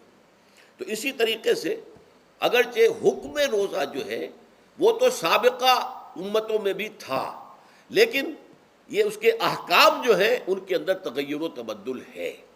کتب علیکم الصیام کما کتب علی الذین من قبلکم لعلکم تتقون، تاکہ تمہارے اندر تقوی پیدا ہو جائے۔ اب یہ ہے حکمت صوم کی پہلی آیت۔ تقوی کسے کہتے ہیں؟ بچنا۔ کس چیز سے بچنا؟ اللہ نے جو چیزیں حرام کی ان سے بچنا، اللہ کے احکام کو توڑنے سے بچنا۔ دیکھیے یہ لفظ جو ہے اس کا مادہ ہے وا، قاف اور یا، وقا۔ وقا یقی کے معنی ہے کسی کو بچانا۔ ہم دعا مانگتے وقنا عذاب النار، اے اللہ ہمیں آگ کے عذاب سے بچا لے، لیکن ارتقا بنتا ہے باب افتعال، واو تے میں شامل ہو گئی تو اتقا، اور اسی سے تقوی ہے۔ تقوی کے معنی کیا ہے؟ بچنا، خود بچنا۔ وقا یقی دوسرے کو بچانا۔ بچنا اللہ کے احکام کو توڑنے سے، اللہ کی حرام کردہ چیزوں میں ملوث ہونے سے، اللہ کے غضب سے، غصے سے، اللہ کی ناراضگی سے، اور آخرت میں اللہ کے عذاب سے۔ یہ بچنے کی روش ہے، پوری زندگی میں بھی اس کو جاری رکھو۔ یہ تقویٰ زندگی میں کیا ہوگا؟ اللہ کے احکام کو توڑنے سے بچنا، اللہ کی حرام کردہ چیزوں میں ملوث ہو جانا، ان کا استعمال کرنا، کھانے پینے سے متعلق ہوں یا وہ شہوت سے متعلق ہوں یا کسی اور چیز سے متعلق ہوں، اس سے بچنا۔ اور یہ بچنا جو ہے آخرت میں نتیجہ خیز ہوگا، جہنم سے بچاؤ ہو جائے گا، آگ کے عذاب سے نجات مل جائے گی۔ اچھا روزے کا اس سے تعلق کیا ہے یہ سمجھ لیجئے۔ دیکھیے ہمارے گناہوں کا سب سے بڑا سبب ہمارے نفسانی تقاضے ہیں۔ ہم ایک حیوان بھی ہیں اور حیوان سے برتر بھی کچھ ہے، وہ میں بعد میں عرض کروں گا، لیکن حیوان تو ہے۔ جیسے ہر حیوان کو کچھ خوراک کی ضرورت ہے، ہمیں بھی ضرورت ہے۔ ہر حیوان کو بقائے نسل کا معاملہ جنسی ہے، وہ ہمارا بھی ہے۔ ہر حیوان کو کوئی نہ کوئی سر چھپانے کی جگہ چاہیے، کوئی گھونسلہ ہو، کوئی کھو ہو، کوئی بل ہو، کچھ بھی ہو، کچھ تو چاہیے آخر۔ اسی طریقے سے ہمارے سارے تقاضے ہیں۔ حیوانات کو بھی آرام چاہیے، ہمیں بھی آرام چاہیے۔ یہ حیوانی تقاضے جو ہیں جن کو ہم کہیں گے اینیمل انسٹنکٹس، ہمارے وجود کے اندر ہیں یہ، اور ان کا تقاضا ہمارے اندر سے ابھرتا ہے۔ اسی کو اڈ اینڈ لیبیڈو کہا ہے فرائڈ نے۔ جدید نفسیات کا بابا آدم جو ہے وہ فرائڈ ہے، اس نے اسے اڈ اور لب سے تعبیر کیا ہے، اس سے اوپر سیلف کو لایا ہے، اور اس کے بعد جو ہے وہ سپر ایگو ہے۔ تو یہ تین درجے اس نے متعین کیے ہیں، اور میں اس کی دقت نظر، ایکیوٹی آف آبزرویشن کا بہت قائل ہوں۔ اگرچہ نظریات کا جو نتیجہ اس نے نکالا ہے وہ غلط ہے، لیکن ایکویٹی آف آبزرویشن کا قائل ہوں کہ اس نے انسانی شخصیت کے 3 لیولز کو آئیڈینٹیفائی کیا ہے۔ یہی 3 لیولز ہمارے ہاں ہیں، نفس، قلب، روح، یہ 3 لیولز ہیں۔ اس نے کہا اڈ اینڈ لیبیڈو یہ لویسٹ ہے، پھر ایگو، سیلف، پھر سپر ایگو۔ 3 لیول وہ بھی مانتا، اگرچہ ان کی تعبیر اس نے غلط کی ہے، لیکن جہاں تک اڈ اور لیبیڈو کی تعبیر ہے وہ صحیح ہے، وہ حیوانی تقاضے ہیں۔ اچھا ان حیوانی تقاضوں کے بارے میں یہ بات بالکل واضح رہنی چاہیے کہ یہ اندھے بہرے ہیں، انہیں صرف اپنی گریٹیفیکیشن، اپنے تسکین سے جو ہے ساری بحث ہے، اس سے کوئی غرض نہیں کہ حلال ذریعے سے ہو حرام ذریعے سے ہو۔ پیٹ کھانے کو مانگتا ہے بھوک کے اندر، اب آدمی جو ہے حرام کے اندر بھی بیمار بیٹھتا ہے، یہاں تک کہ خود شریعت اجازت دیتی ہے کہ اگر جان پر بن جائے، آدمی جو ہے وہ فاقے سے مر رہا ہو، تو وہ کوئی حرام چیز کھا کر بھی اپنی جان بچا سکتا ہے، لیکن عام حالات میں نہیں۔ لیکن ہو سکتا ہے ہمارا چٹخارا جو ہے وہ حرام کی طرف ہمیں لے جائے۔ کسی کو واقعتاً اللہ نہ کرے کہ سور کے گوشت کا چسکا لگ جائے، وہ اس کے بغیر بچتا ہی نہیں، کھاتا ہے۔ شراب کی عادت ہو گئی، پیتا ہے، یہ نہیں۔ تو ہمارا پیٹ مانگتا ہے، اور اسے اس سے غرض نہیں کہ حلال سے کھایا ہے یا حرام سے کھایا ہے۔ ہماری شہوت اپنی تسکین چاہتی ہے، اسے اس سے غرض نہیں کہ حلال سے یا حرام سے، جائز سے یا ناجائز سے۔ اسی طریقے سے ہمارے تمام تقاضے جو حیوانی ہیں، ایک تو یہ کہ بہت زوردار ہیں، اور چونکہ وہ اندھے بہرے ہیں، لہذا جو قرآن میں کہا گیا ان النفس لامارۃ بالسوء، یہ نفس تو بدی کا حکم دیتا ہی ہے۔ یہ گویا کہ اس کے اندر رجحان جو ہے انہیرنٹ ہے کہ وہ بدی کی طرف انسان کو ترغیب دلاتا ہے، چاہے وہ اپنی ضروریات سے متعلق ہو، چاہے چٹخاروں سے متعلق ہو، چاہے جو بھی لذت اسے درکار ہے اس سے متعلق ہو، چاہے وہ جنسی لذت ہے اور چاہے وہ طعام کی، یعنی جسے ہم کہتے ہیں کہ انسان جو ہے وہ اپنے پیٹ اور فرج کا غلام بن کر رہ جائے، اس لیے کہ جو تقاضا بھی آیا ہے اس کو وہ پورا کر رہا ہے۔ یہ جو کیفیت انسان کی ہے، اس کے لیے ایک مشق جو ہے وہ روزہ فراہم کرتا ہے۔ روزے کے آپ نے 12، 13، 14 گھنٹے کا بھی روزہ ہوتا ہے، بعض جگہوں پر 16، 17 گھنٹے کا روزہ ہوتا ہے۔ اس عرصے میں آپ اپنے نفس کو حلال چیزوں سے بھی روکے رکھتے ہیں۔ اس منہ زور گھوڑے کو جو ہے آپ اس کی لگام کس کر رکھتے ہیں کہ حلال بھی نہیں کھانے دے رہے۔ بھوک لگی ہوئی ہے، کھانا بہترین موجود ہے، نہیں کھا سکتے، اللہ کا حکم نہیں ہے، اللہ کی اجازت نہیں۔ شدید پیاس ہے، بہترین مشروبات فریج میں رکھی ہوئی ہے، نہیں کھا سکتے، نہیں پی سکتے، جائز نہیں ہے، حالانکہ حلال ہے، حرام نہیں ہے۔ بیوی موجود ہے، یا جیسے کہ لونڈیوں کا معاملہ ہوتا تھا، لونڈی موجود ہے، لیکن نہیں، آپ اپنی شہوت جو ہے وہ اس سے پوری نہیں کر سکتے۔ یہ پابندیاں نفس کے اوپر لگانا، یہ ایک مشق ہے، یہ ایک ریاضت ہے۔ اس ریاضت کا حاصل یہ ہونا چاہیے کہ انسان بقیہ 11 مہینوں میں اپنے آپ کو حرام سے تو بچائے نا۔ یہاں وہ حلال سے رکا ہوا ہے اللہ کے حکم سے، کہ حلال چیز بھی نہیں کھا رہا، دن بھر نہیں پی رہا، دن بھر نہیں اپنی کوئی شہوت پوری کر رہا، دن بھر حلال ذرائع سے بھی، تو اس سے اس کے اندر یہ ایک، اس کو ہم کہیں گے سیلف کنٹرول پیدا ہو جائے، اپنے نفس کو قابو میں کر لے۔ یہ گویا کہ اس کا سب سے پہلا، اس روزے کی ریاضت، روزے کی مشق کے حوالے سے یہ اس کی حکمت ہوئی کہ اس سے کے ذریعے سے انسان میں سیلف کنٹرول پیدا ہو رہا ہے، ضبط نفس۔ یہاں پہ تھوڑی سی میں وضاحت کر دوں، رہبانیت کے اندر آپ کو معلوم ہے کہ سیلف اینیہیلیشن، انگریزی الفاظ جو ہیں وہ زیادہ بعض لوگوں کے لیے واضح ہوں گے، نفس کشی، نفس کو کچل دینا، ختم کر دینا، مار دینا، یہ رہبانیت میں ہوتا ہے، اسلام میں نہیں۔ اسلام کا نظام بڑا متوازن ہے۔ ان لنفسک علیک حقا وان لزوجک علیک حقا وان لزورک علیک حقا۔ حضور نے فرمایا دیکھو تمہارے نفس کا بھی تم پر حق ہے، اسے مناسب حد تک آرام دینا بھی تمہارے ذمے ہے، اسے غذا بہم پہنچانا بھی تمہارے ذمے ہے۔ فرق صرف کیا ہے، حلال سے ہو، حرام سے نہ ہو۔ اس کی شہوت کو پورا کرنا بھی تمہارے ذمے ہے، فرق صرف کیا ہے، جائز راستے سے ہو، حرام سے نہ ہو۔ اس کا نام ضبط نفس ہے، سیلف اینیہیلیشن، نفس کو کچل دینا۔ یہ جو تپسیائیں جو ہیں ہندو سادھو کرتے رہے ہیں، اور جو سب سے زیادہ معاملہ جو ہے وہ جو راہب ہوتے تھے حضرت مسیح علیہ السلام کے پیروکاروں میں، انہوں نے تاریخ کے اندر جو مثالیں دی ہیں، اس کا جو ہے اندازہ کرنا مشکل ہو جاتا ہے کہ کس درجے وہ لوگ اپنے نفس کو کچل دیتے تھے، جس کا قرآن مجید میں سورہ حدید میں ذکر بھی ہے۔ اکثر لوگ تو پابندی نہیں کر سکتے تھے، اپنے اوپر پابندیاں لگانے کے بعد غلط راستوں پر بھی چل پڑتے تھے، لیکن جو لوگ ان پابندیوں کو نبھاتے تھے وہ کس انتہا تک جاتے تھے۔ کبھی آپ جو ہے ہسٹری آف کرسچن مناسٹسزم پر جو تاریخ کی کتابیں لکھی گئی ان کو پڑھیں تو اندازہ ہوگا۔ مولانا مودودی نے تفہیم القرآن میں اس کا کچھ حوالے دیے ہیں، اور واقعہ یہ کہ رونگٹے کھڑے ہو جاتے ہیں انسان پر کہ اس درجے میں انہوں نے اپنے نفس کو کچلا تھا۔ ہمارے صوفیہ کے ہاں بھی بعض ایسی روایات صحیح ہیں یا غلط ہے بیان کی جاتی ہیں، لیکن اسلام کا اصل معاملہ کیا ہے، توازن، اعتدال۔ تمہارے نفس کا بھی تم پر حق ہے، ان لنفسک علیک حقا، تمہاری بیوی کا بھی تم پر حق ہے، وَإِنَّ لِزَوْجِكَ عَلَيْكَ حَقًّا، اور تمہارا جو بھی کوئی ملاقاتی آئے، کوئی دوست ہے، اس کا بھی زورک علیک حق، زیارت کرنے کے لیے کوئی آیا اس کا بھی حق ہے، ان کے حقوق ادا کرو۔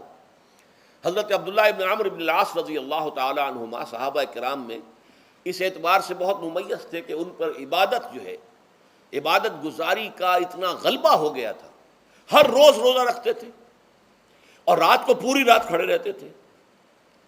حضور کو اطلاع دی گئی، حضور نے طلب کیا فوراً، آپ نے فرمایا یا عبداللہ الم نخبر، کیا ہمیں یہ خبر نہیں دی گئی انک تصوم الدہر وتقوم اللیل، کہ تو ہمیشہ رات کو کھڑا رہتا ہے نماز میں اور ہر روز روزہ رکھتا ہے۔ اب ظاہر بات ہے حضور کے حضور میں جھوٹ کیسے بولتے، ویسے بھی جھوٹ بولنے کا سوال نہیں صحابہ کے لیے، تو عرض کیا بلا یا رسول اللہ ایسی ہے تو صحیح ہے۔ فرمایا لا تفعل، ہرگز ایسا مت کرو، فإن لنفسك عليك حقا وإن لزوجك عليك حقا وإن لزورك عليك حقا، تمہارے نفس کا بھی تم پر حق ہے، روزہ رکھو بھی اور افطار بھی کرو۔ بہترین روزہ جو ہے وہ حضرت داؤد علیہ السلام کا تھا، ایک دن روزہ رکھتے تھے، ایک دن افطار کرتے تھے۔ لیکن یہ ہے کہ آپ ہفتے میں 2 دن روزے حضور کے ہیں، سوموار کو اور جمعرات کو، مہینے میں 3 روزے یہ ہیں، اس میں گویا کہ سنت پر عمل بھی ہو جائے گا۔ لیکن یہ کہ ہمیشہ روزہ رکھنا، بلکہ یہاں تک کہا گیا ما ساما من سام الدہر، جو ہمیشہ روزہ رکھتا ہے اس نے کوئی روزہ رکھا ہی نہیں۔ کیا مطلب؟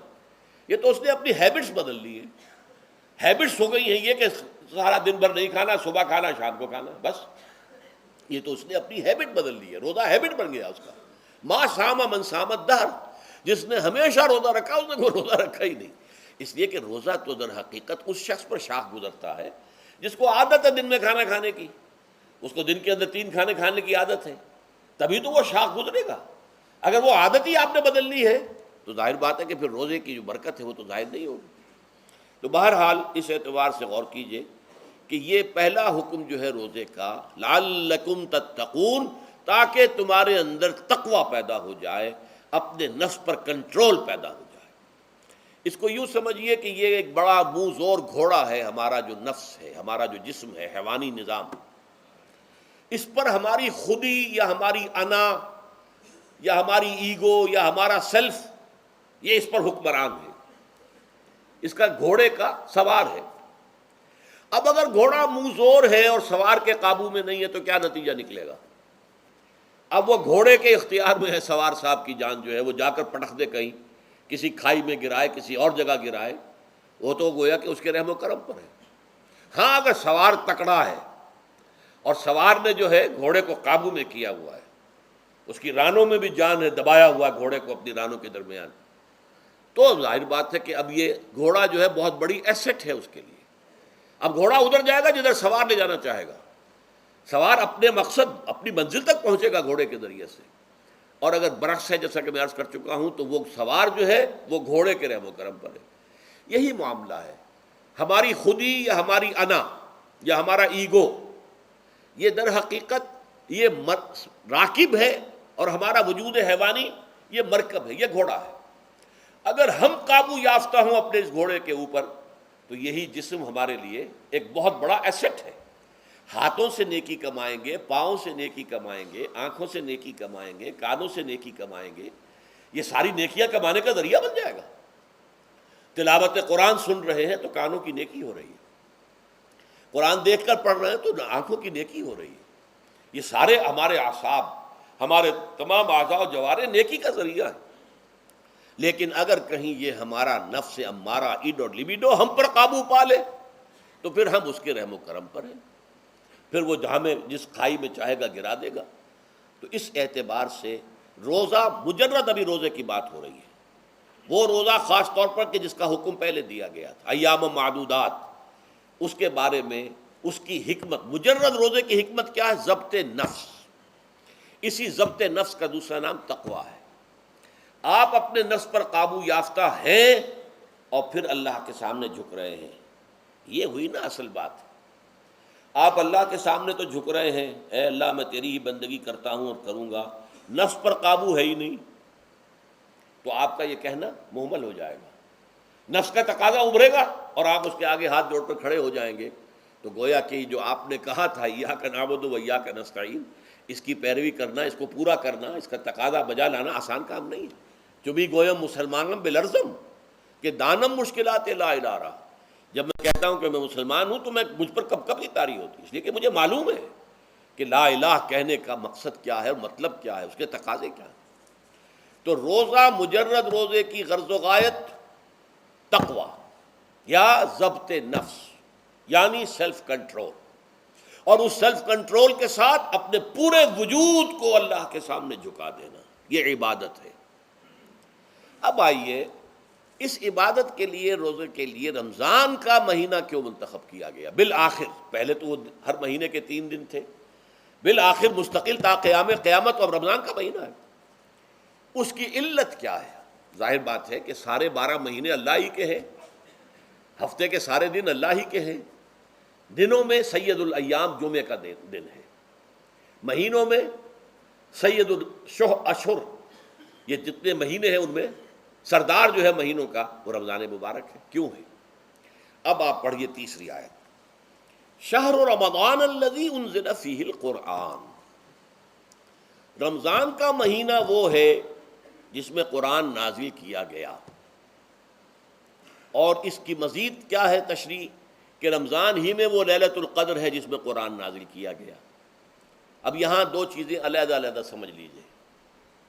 ہمیں معلوم ہے کہ قرآن حضور پر نازل ہوا 32 برس میں، نہیں 22 برس میں، 610 عیسوی سے لے کر اس موضوع پر آج شام کو تقریر ہوگی انشاءاللہ مفصل تعارف قرآن کے ضمن میں، بعد نماز عشاء قرآن اکیڈمی کی مسجد میں، کیونکہ معلوم نہیں کہ آج چاند ہو جائے گا یا نہیں ہو جائے گا، لہذا دورہ ترجمہ قرآن کل سے شروع ہوگا، اور آج جو ہے تعارف قرآن اور سورہ فاتحہ کا کچھ مفہوم میں بیان کروں گا، تاکہ یہ کہ رمضان مبارک کے لیے تمہید ہو جائے۔ پھر اگر چاند ہو گیا تو چھوٹی چھوٹی صورتوں کے ساتھ ہم تراویح مکمل کر لیں گے، ترجمہ قرآن کے ساتھ تراویح کل سے شروع ہوگی۔ بہرحال اس ضمن میں رمضان کا چناؤ جو ہوا ہے تو یہ ترجیح بلا مرجح نہیں ہے، ایسے ہی نہیں ہے کہ یوں ہی اس کو ترجیح دے دی گئی، اس کی حکمت ہے، غایت ہے، علت ہے، اس کا سبب ہے۔ رمضان کا مہینہ وہ ہے جس میں قرآن نازل کیا گیا، اسی میں وہ لیلۃ القدر ہے جس میں قرآن نازل کیا گیا، اگرچہ ہم جانتے ہیں کہ حضور پر قرآن نازل ہوا ہے 22 برس میں، 610 عیسوی سے 632 تک۔ اس معمے کو کیسے حل کریں گے؟ اس کا حل کیا ہے؟ رمضان مبارک کی ایک شب مبارک لیلۃ القدر میں پورا قرآن لوح محفوظ سے دفعتاً پورا کا پورا سمائے دنیا، پہلا آسمان جو ہے ہمارا، اس کے اوپر نازل کر دیا گیا۔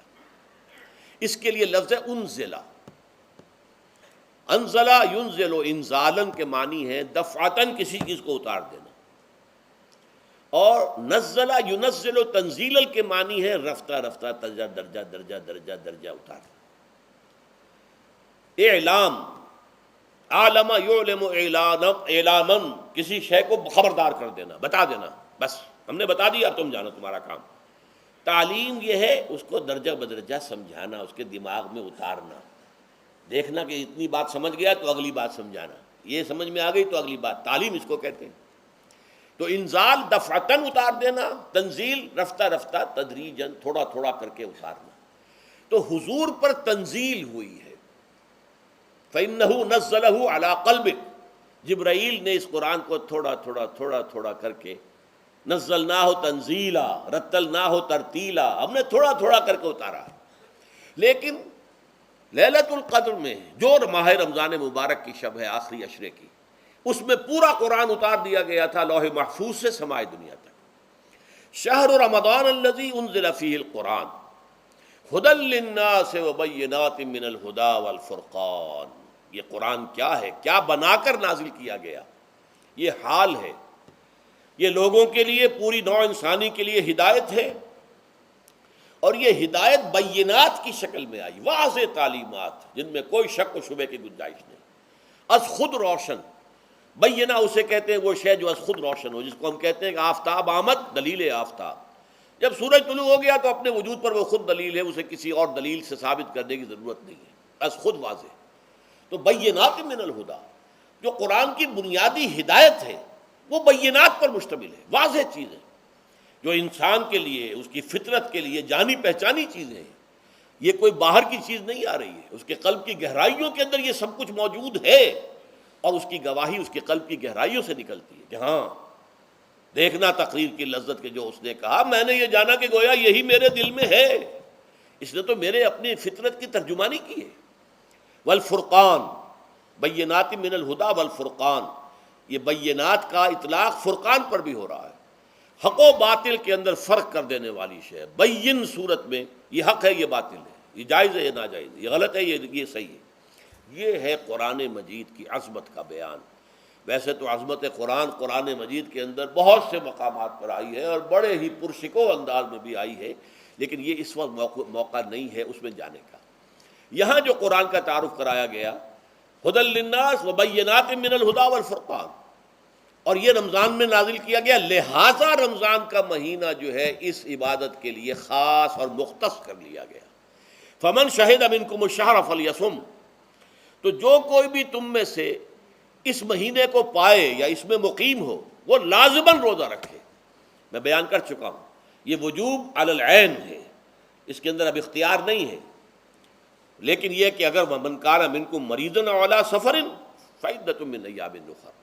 اب دیکھیے یہ جو رمضان مبارک کو منتخب کیا گیا جو نزول قرآن کا مہینہ ہے، تو اس میں ایک دوہرا پروگرام رکھ دیا گیا ہے جو قرآن مجید میں تو واضح طور پر نہیں کہا گیا، اس لیے کہ اگر قرآن میں اس طور سے آ جاتا تو فرض ہو جاتا، اسے تطوعاً رکھا گیا ہے، لہذا اس کا ذکر قرآن میں نہیں ملے گا.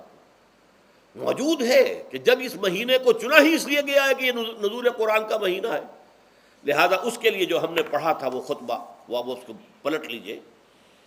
جعل اللہ صیامہ فریضۃ وقیام لیلہ تطوعا، اللہ نے اس مہینے کا روزہ رکھنا تو فرض قرار دے دیا ہے، اور اس کا قیام اللیل، راتوں کو کھڑے رہنا، یہ مرضی پر چھوڑ دیا ہے. جو کر سکے، جو بھی ہمت کرے، ترغیب و تشویق ہے. اب دیکھیے ترغیب و تشویق کے لیے دوسری حدیث جو یہاں پر ہے، عن ابی ہریرہ رضی اللہ عنہ قال، حضرت ابو ہریرہ سے مروی ہے رضی اللہ عنہ کہ انہوں نے فرمایا، قال رسول اللہ صلی اللہ علیہ وسلم، کہ اللہ کے رسول نے فرمایا صلی اللہ علیہ وسلم، من صام رمضان ایمانا و احتسابا غفر له ما تقدم من ذنبه، جس نے رمضان میں روزے رکھے ایمان کے ساتھ، یقین کے ساتھ، اور احتساب، اللہ سے اس کے اجر کی امید میں، غفر له ما تقدم من ذنبه، اس کے پچھلے تمام گناہ معاف ہو جاتے. یہ نوٹ کیجئے کہ اس سے مراد گناہ کبیرہ نہیں ہے، گناہ صغیرہ ہے. گناہ کبیرہ کے لیے توبہ شرط ہے، گناہ صغیرہ جو ہے وہ ان چیزوں سے دھل جاتے ہیں. لیکن اب دیکھیے ومن قام رمضان ایمانا و احتسابا، اور جو کوئی کھڑا رہا رمضان میں یعنی قیام اللیل ایمان اور احتساب کے ساتھ، غفر له ما تقدم من ذنبه. اب تیسری بات، ومن قام لیلۃ القدر ایمانا و احتسابا، اور جو کھڑا رہا قیام اللیل جس نے کیا ہے لیلۃ القدر میں ایمان اور احتساب کے ساتھ، غفر له ما تقدم من ذنبه. متفق علیہ، یہ حدیث بخاری اور مسلم دونوں کی ہے. اب یہاں جو بات میں چاہتا ہوں کہ آپ پر واضح ہو جائے، اس حدیث میں دونوں چیزوں کو پیرلل لایا گیا، من قام رمضان من صام رمضان، پیرلل، بالکل متوازی، ہم وزن اعتبار سے.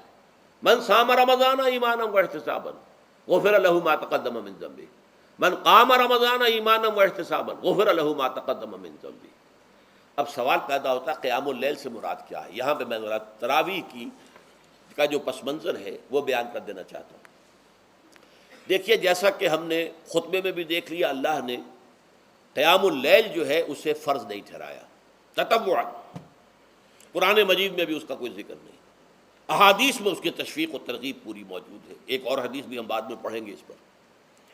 اس کا پس منظر کیا تھا کہ اس کو چھوڑ دیا گیا. اب ظاہر بات ہے مسلمانوں میں کمزور بھی ہیں، مسلمانوں میں وہ مزدوری کرنے والے بھی ہیں، روزہ تو فرض ہے ان پر، چاہے مئی کا مہینہ ہے اور گندم کاٹنی ہے، روزہ تو پھر بھی رکھنا ہوگا، یہ سب کچھ ہے. لیکن یہ کہ رات کو پھر کھڑے رہنا ان کے لیے، جاگنا ممکن نہیں، لہذا ان کے اوپر یہ چیز فرض نہیں. حضور نے تراویح کی نماز یا قیام اللیل نہ اسے فرض قرار دیا، نہ اس کے بعد جماعت کوئی اہتمام کیا مستقل. صرف 3 راتیں آپ نے جماعت کروائی ہے، اس میں 8 رکعتیں آپ نے پڑھی ہیں کہ جو آپ کا معمول تھا تہجد کا وہ پڑھی، اور تہجد کے وقت ہی جماعت کرائی ہے. یہ ہے وہ حدیث. اس کے علاوہ کسی نماز تراویح جو ہے جو ہم پڑھتے ہیں 20 رکعتیں، عشاء کے ساتھ متصل، اس کا کوئی ذکر نہ دور نبوی میں ہے نہ دور صدیق اکبر میں ہے۔ یہ دور حضرت عمر کی خلافت میں ہوا ہے، اور ہم نہیں کہہ سکتے کتنے سال کے بعد ہوا ہے۔ حضرت عمر رضی اللہ تعالیٰ عنہ کی خلافت کا دور جو ہے وہ تو 10 برس ہے، ہو سکتا ہے 5 برس کے بعد ہوا ہو، 6 برس کے بعد ہوا ہو، 12 ہوا ہے ان کے عہد میں۔ حضرت عمر ایک مرتبہ مسجد میں داخل ہوئے، مسجد نبوی میں، تو دیکھا کہ کچھ لوگ 8 10 12 جو ہیں وہ ایک جو ہے حافظ کے پیچھے کھڑے ہوئے اور قرآن سن رہے ہیں، کچھ دوسرے کونے میں کھڑے ہیں، کچھ کہیں اور کھڑے ہیں، مختلف جماعتیں ہو رہی ہیں۔ تو انہوں نے سوچا کہ کیوں نہ ان سب کو ایک امام کے پیچھے جمع کر دیا جائے، اور اس کے لیے لوگوں کی سہولت کے لیے عشاء کے ساتھ متصل رکھ دیا جائے، اس لیے کہ تہجد کے وقت اٹھنا جو ہے وہ تو ہر کس و ناقص کا کام نہیں ہے، کہ عشاء کے بعد اگر تھوڑا سا اضافی وقت ہو صرف، تو یہ ہر شخص کر لے گا، مزدور بھی کر لے گا۔ لہذا آپ نے یہ نظام تجویز فرمایا کہ عشاء کے متصلاً بعد 20 رکعت نماز پڑھی جائے اور ایک امام کے پیچھے پڑھی جائے۔ یہ گویا کہ اجتہاد ہے حضرت عمر رضی اللہ تعالی عنہ، اس کو آپ نے خود بدعت بھی قرار دیا ہے، لیکن بدعت حسنہ۔ بدعت کس اعتبار سے؟ لغوی اعتبار سے، نئی بات، اس لیے کہ حضور کے زمانے میں نہیں تھی، تو یہ اس طریقے سے ایک نئی بات ہے۔ لیکن یہ بات چونکہ بہت اچھی ہے، بہت عمدہ ہے، آپ جب یہ نظام چل پڑا تو ایک دن مسجد میں آئے، دیکھا کہ بڑی بھری مسجد ہے، صحابہ کھڑے ہیں اور ایک امام کے پیچھے قرآن سن رہے ہیں۔ آپ نے فرمایا نعم البدعۃ ھذہ، یہ جو ہم نے نئی بات شروع کی ہے یہ بہت اچھی ہے، بہت عمدہ ہے۔ اب یہاں سے فرق واقع ہو گیا ہے۔ ایک تو اہل تشیع جو ہیں وہ تو ویسے ہی حضرت عمر سے بہت دشمنی رکھتے ہیں، عناد رکھتے ہیں، تو حضرت عمر کے اجتہادات سے انہیں نفرت ہے، انہیں دوری ہے، چاہے وہ کوئی سا بھی حضرت عمر کا اجتہاد ہو۔ ہمارے ہاں اہل حدیث حضرات بھی در حقیقت حضرت عمر یا کسی اور خلیفہ راشد کے فعل کو وہ سمجھتے ہیں کہ یہ ایگزیکٹو آرڈرز ہیں، یہ ہمیشہ کے لیے نہیں ہے۔ حضرت عمر نے اپنے دور میں ایک نظام قائم کیا، ان کے دور کے لیے ٹھیک تھا، یہ ہمیشہ کے لیے نہیں۔ ہمیشہ کے لیے وہ 8 ہی رکعتوں کے قائل ہیں، وہ تہجد والے، لیکن اس میں بہرحال انہوں نے بھی خود یہ اضافہ کیا ہے کہ وہ 8 رکعتیں وہ عشاء کے ساتھ متصل پڑھتے ہیں، تہجد کے وقت تو نہیں پڑھتے۔ اور حضور نے تو صرف 3 روز جو ہے وہ کرائی تھی جماعت، وہ لوگ 30 دن یا 29 دن پڑھ رہے ہیں، تو اضافہ تو انہوں نے بھی کر دیا، اس نظام میں تبدیلی تو ہو گئی۔ لیکن اہل سنت جو کہلاتے ہیں، ہمارے جو 4 جو ہیں، جو ہمارے مسلک ہیں، حنفی، مالکی، شافعی، حنبلی، ان کا اتفاق ہے اس پر حضرت عمر کا، کیونکہ ان کے سامنے اصول یہ ہے کہ حضور نے فرمایا علیکم بسنتی وسنت الخلفاء الراشدین المہدیین، تم پر لازم ہے کہ میری سنت کو پکڑو مضبوطی کے ساتھ، اور میرے خلفائے راشدین مہدیین جو ہیں ان کی سنت کو پکڑو۔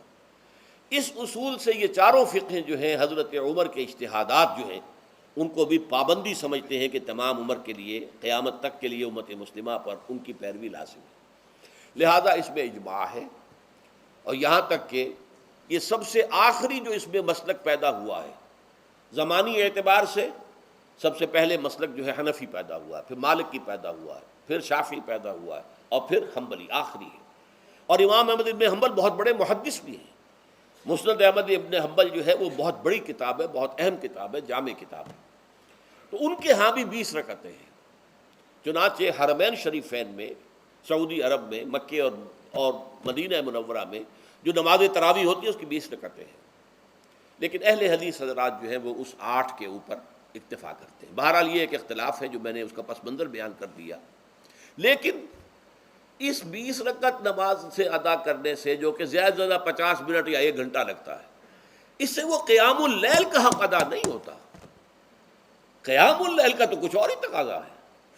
قیام کسے کہتے ہیں؟ یہ سورہ مزمل سے واضح ہوتا ہے، یا ایھا المزمل قم اللیل الا قلیلا نصفہ او انقص منہ قلیلا او زد علیہ ورتل القرآن ترتیلا۔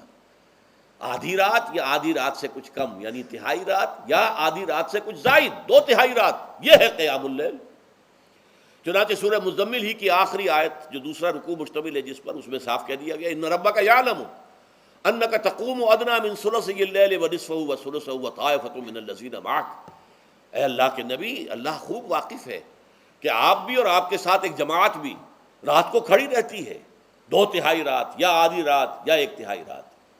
تو یہ سارا معاملہ جو ہے قیام اللیل کا، گویا کہ کم سے کم 1/3 رات پر اس کا اطلاق ہو سکے گا، یہ نہیں کہ 1 گھنٹے۔ اب اس کے ضمن میں دیکھیے حدیث پڑھیے، تیسری حدیث ہے ان عبداللہ ابن عمرو ابن العاص رضی اللہ تعالی عنہ، یہ وہی عبداللہ ابن عمرو ہے جن کی میں نے آپ کو حدیث پہلے سنائی ہے، یہ ساری رات کھڑے رہتے تھے، پوری رات، اور ہر روز روزہ رکھتے تھے، جس پر حضور نے منع کیا، لا تفعل، مت کرو ایسا، رضی اللہ عنہما، یہ خود بھی صحابی ہیں اور ان کے والد عمرو بن العاص بھی صحابی ہیں، ان رسول اللہ صلی اللہ علیہ وسلم قال، کہ اللہ کے رسول صلی اللہ علیہ وسلم نے فرمایا، الصیام والقرآن یشفعان للعبد، روزہ اور قرآن بندے کے حق میں شفاعت کریں گے۔ یقول الصیام، روزہ یہ عرض کرے گا اللہ کی جناب میں، اے رب پروردگار، انی منعتہ الطعام والشہوات بالنہار، میں نے تیرے اس بندے کو دن کے دوران کھانے پینے سے اور اپنی شہوت کا تقاضا پورا کرنے سے روکے رکھا، یہ میری وجہ سے روکا رہا، تو میری شفاعت اس کے حق میں قبول فرما، فشفعنی فیہ، میری شفاعت اس کے حق میں قبول فرما۔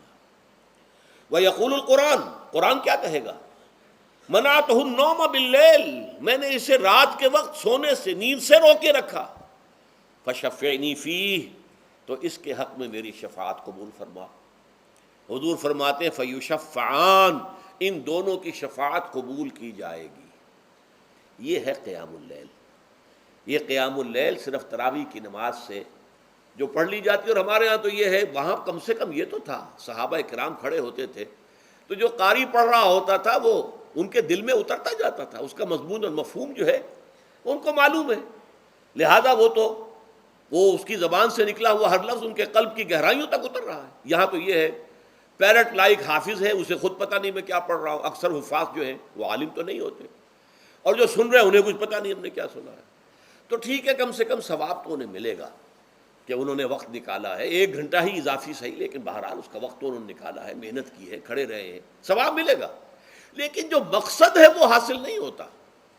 اس مقصد کے حصول کے لیے اول تو قیام اللیل کی کم سے کم مدت 1/3، اگر کوئی شخص فرض کیجئے کہ اس کے ہاں کوئی اور انتظام نہیں ہے، جیسا کہ ہمارے ہاں ہم نے انتظام کیا ہے، بڑے بڑے شہروں میں دورہ ترجمہ قرآن، اس میں ہمیں 5 گھنٹے لگ جاتے ہیں، نصف شب کے قریب جو ہے معاملہ ہو جاتا ہے۔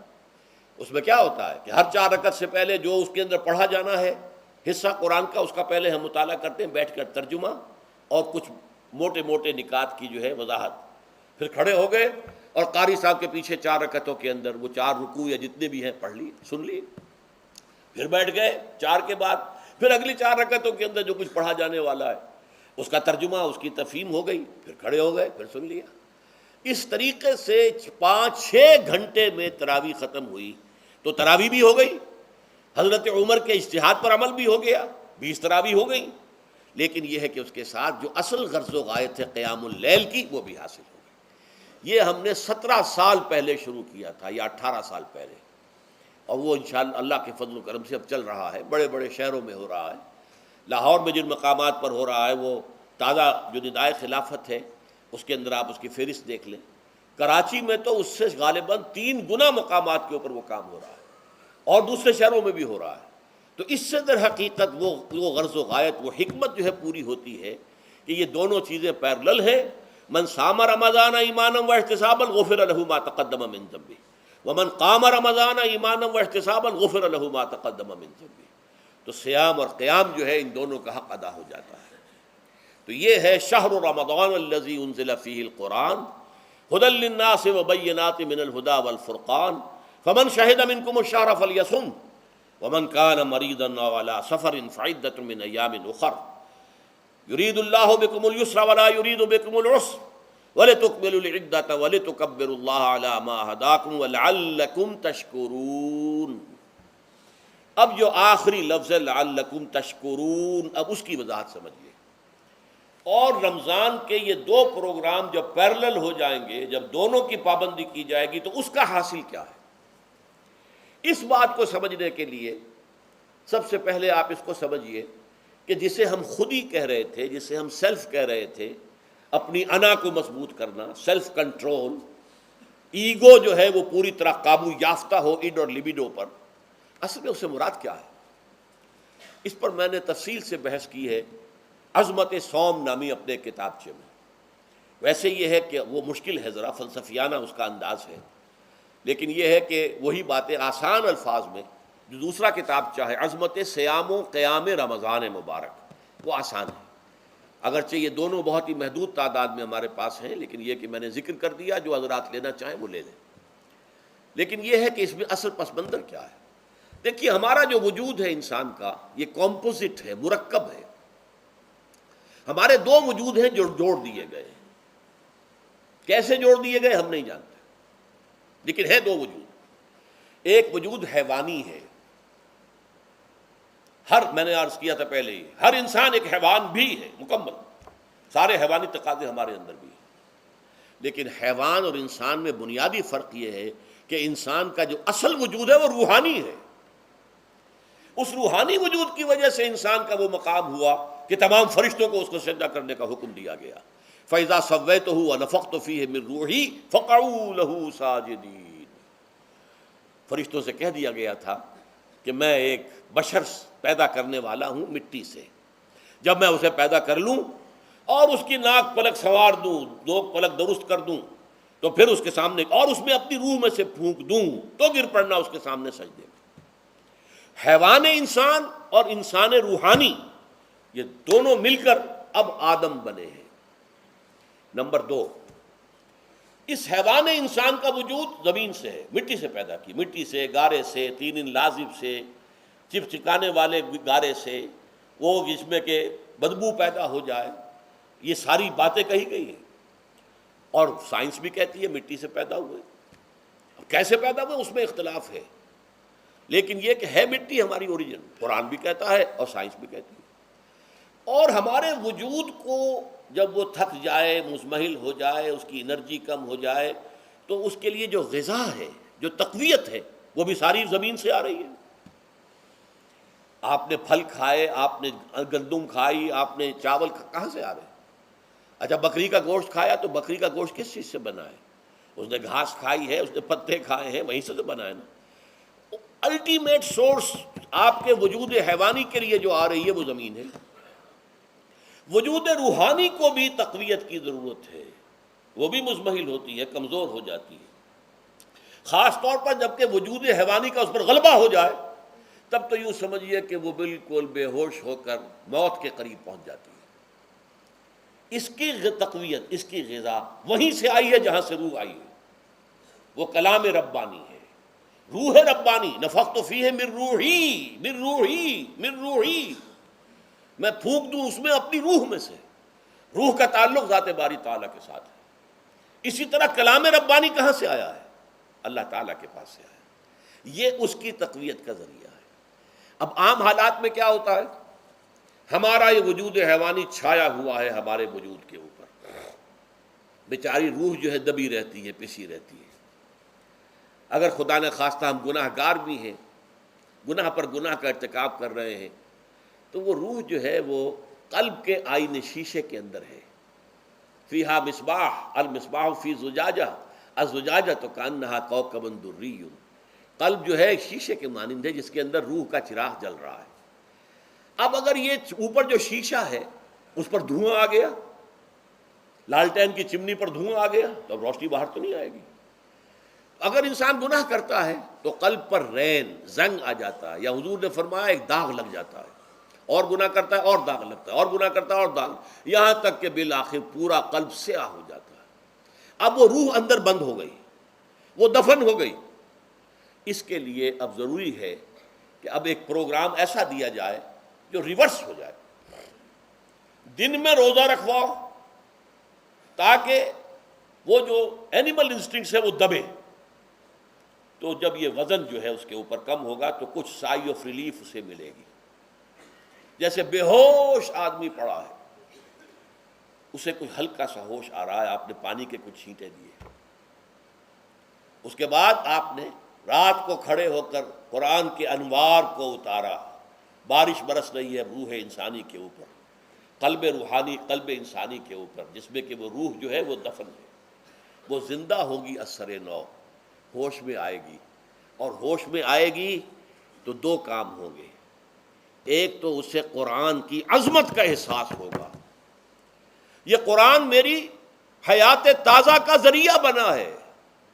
میں دب گئی تھی، میں پس گئی تھی، میں بے ہوش تھی، میں نیم مردہ تھی. اس قرآن کی بارش نے، یہ ترشح جو ہوا ہے مجھ پر، اس نے مجھے حیات تازہ عطا فرمائی. یہ جو قدر کا احساس ہوگا قرآن کا، لعلکم تشکرون، تاکہ تم قرآن کی عظمت سے واقف ہو جاؤ. ایک انسان بھوک کی وجہ سے اس کا شوگر لیول اتنا گر گیا کہ بے ہوش پڑا ہوا.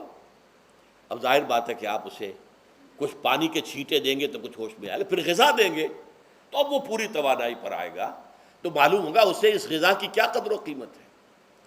اگر آپ کو بھوک ہی نہیں لگتی تو غذا بے معنی شے ہے. پیاس ہی نہ لگے تو آپ کو کیا معلوم کہ اس پانی کے اندر کتنی بڑی عظمت ہے، یہ میرے لیے کتنا بڑا انعام و احسان ہے اللہ کا. وہ تو پیاس پر جان پر بنی ہوئی ہو، اور پیاس اس وقت آپ کو ایک گھونٹ پانی کوئی دے دے تو آپ کو معلوم ہوگا دنیا و مافیہ سے بڑھ کر ہے یہ ایک گھونٹ پانی جو مجھے ملا ہے. اسی طرح جب روح دبی ہوئی تھی حیوانی وجود کے بوجھ تلے، جبکہ وہ نیم خوابیدہ یا نیم بے ہوش یا بالکل بے ہوش تھی، وہ دن میں تو روزہ رکھ کر اس پر سے حیوانی وجود کا وزن کم کیا گیا، اسے ایک ریلیف ملی. رات کو قرآن مجید کے انوار و برکات اس میں جذب کیے گئے تو اس کو پوری توانائی حاصل ہوئی. اس پوری توانائی کا پہلا نتیجہ تشکر، قرآن کا شکر. الحمدللہ الذی انزل علی عبدہ الکتاب ولم یجعل لہ عوجا. پھر وہ قلب کی گہرائیوں سے نکلے گا. سارا شکر اس اللہ کے لیے جس نے اپنے بندے پر صلی اللہ علیہ وسلم کتاب نازل کی اور اس میں کوئی کجی نہیں رکھی، کسی طرح کی ایش پیش نہیں. یا تبارک الذی نزل الفرقان علی عبدہ لیکون للعالمین نصیرا. بڑی بابرکت ہے وہ ذات جس نے اپنے بندے پر فرقان نازل فرمایا تاکہ وہ تمام جہان والوں کے لیے نذیر اور خبردار کرنے والا بن جائے. یہ قرآن کی عظمت کا احساس. اور ظاہر بات ہے جس قدر کسی نعمت کی قدر و قیمت کا احساس ہوگا اسی قدر تو آپ شکر ادا کریں گے. اگر آپ نے کسی بچے کے ہاتھ پر ہیرا رکھ دیا، اسے کیا پتا یہ ہیرا کس بلا کا نام ہوتا ہے، وہ سمجھے گا کانچ کا ٹکڑا ہے. لیکن اگر کوئی واقعتاً کو جوہر شناس ہو، جوہری ہو، اس کو آپ ہیرا دیں گے تو اسے معلوم ہے کہ مجھے کیا چیز دی گئی ہے. اس کے اندر جو شکر پیدا ہوگا وہ اس بچے کے اندر تو نہیں پیدا ہو سکتا جسے معلوم ہی نہیں. تو قرآن مجید کی اصل عظمت سے انسان واقف کب ہوگا؟ جبکہ اس کے ذریعے سے اس کی روح کو ایک حیات تازہ مل جائے اور اس طرح وہ پروگرام ریورس ہو جائے جو عام طور پر چل رہا تھا. ساری توجہ اپنے جسم پر، اس کے تقاضوں پر. جسم میں تھوڑی سی پھنسی نکل آئی ہے، بھاگ رہے، دوڑ رہے اس کے علاج کے لیے. کوئی اور مرض لاحق ہو گیا ہے، بھاگ رہے ہیں، دوڑ رہے ہیں اس کے علاج کے لیے، بڑی بڑی فیسیں بھی دے رہے ہیں. ساری جسم کی پرواہ ہے نا. روزانہ نہا رہے ہیں اور اچھے سے اچھا صابن لا کر نہا رہے ہیں، وہ جسم کی پرواہ ہے نا، اس کی دیکھ بھال ہے. روح کی طرف توجہ ہی نہیں.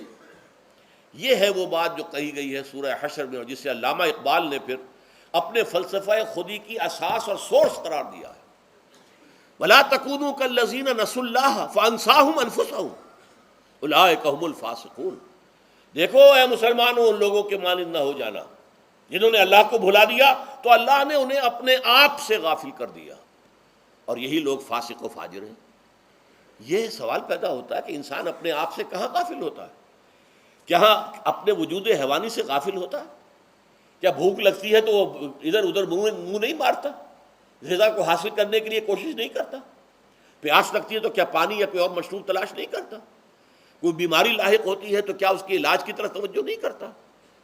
اسے آرام کی حاجت ہوتی ہے تو آرام نہیں لیتا؟ اپنے اس وجود سے تو غافل نہیں. کون سے وجود سے غافل ہوا ہے؟ وہ روحانی وجود سے غافل ہے. بھول گیا کہ میرے اندر روحانی وجود بھی ہے اور اس کا تعلق ذات باری تعالیٰ کے ساتھ ہے. اس نے سمجھا کہ میں بس حیوان ہوں، نرا حیوان ہوں، اپنے اس وجود کی اصل حقیقت ہی سے بے خبر، غافل. چنانچہ آج کے دور کا سب سے بڑا المیہ کیا ہے؟ ڈاروین کے نظریے کے جو اثرات پیدا ہوئے ہماری معاشرت پر، ہماری سوچ پر، ہمارے فکر پر، ہمارے فلسفے پر، ہماری سوشولوجی پر، وہ کیا ہے کہ ہم بھی نرے حیوان ہیں. اللہ اللہ خیر صلی اللہ. یہ سب سے بڑی محرومی ہے اس دور کی کہ انسان اپنے اصل شرف سے خود ہی مستعفی ہو گیا. ہمارا کوئی وجود ہے ہی نہیں روحانی وغیرہ. روح کسے کہتے ہیں ہم نہیں جانتے، بس یہ جسم ہے. ہم اللہ کو نہیں جانتے کون ہے کون نہیں ہے. ہوگا، ہم تو اس کائنات کو جانتے ہیں. ہم روح سے واقف نہیں، ہم تو اپنے جسم کو واقف ہیں. آخرت واخرت سے اب ہمیں کچھ پتہ نہیں، شاید ہو شاید نہ ہو، کچھ پتہ نہیں، لیکن یہ زندگی تو ہے، اسے ہم جانتے ہیں۔ یہ ہے آج کے انسان کا سب سے بڑا المیہ، اور یہ ہے ماس اسکیل کے اوپر ارتداد، ذہنی طور پر مرتد ہو چکے ہیں انسانوں کی عظیم اکثریت مرتد ہو چکی ہے۔ یہ ہے در حقیقت کہ روزہ جو ہے اس پروگرام کو آ کر ریورس کرتا ہے۔ دن میں کھانے پینے، جنسی تقاضے پر پابندی، وہ وجود حیوانی کا وزن کچھ کم ہوا، روح جو دبی ہوئی تھی یا سسک رہی تھی یا بے ہوش تھی یا نیند مردہ تھی، اسے کچھ ریلیف ملا۔ اب اس کے اوپر قرآن مجید کے تیرے ضمیر پہ جب تک نہ ہو نزول کتاب، گرہ کشاہ نہ راضی نہ صاحب کشاف، ہمارے دلوں کے اوپر بارش ہو رہی ہو انوار قرآنی کی۔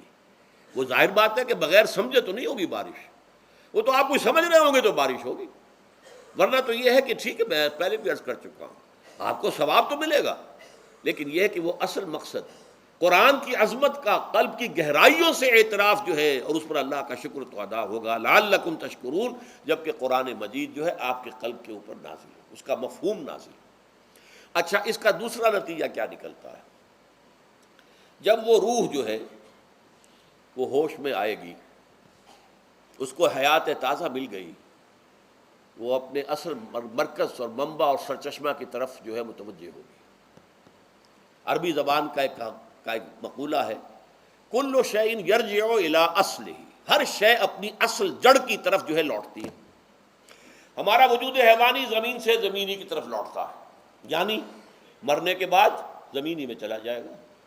اور نمبر دو، دنیا میں بھی زمینی خواہشات، زمینی تمنائیں، آرزوئیں وہ ہیں، وَلَٰكِنَّهُ أَخْلَدَ إِلَى الْأَرْضِ، جیسے کہ سورہ وہ کہا گیا ہے بلعام بن باعورہ کے بارے میں سورہ اعراف میں، وہ تو زمین ہی کی طرف دھنستا چلا گیا۔ ہماری روح کا منبع اور سرچشمہ ذات باری تعالیٰ ہے، وہ امر رب ہے، لہذا فوراً انسان اپنے رب کی طرف متوجہ ہوتا ہے۔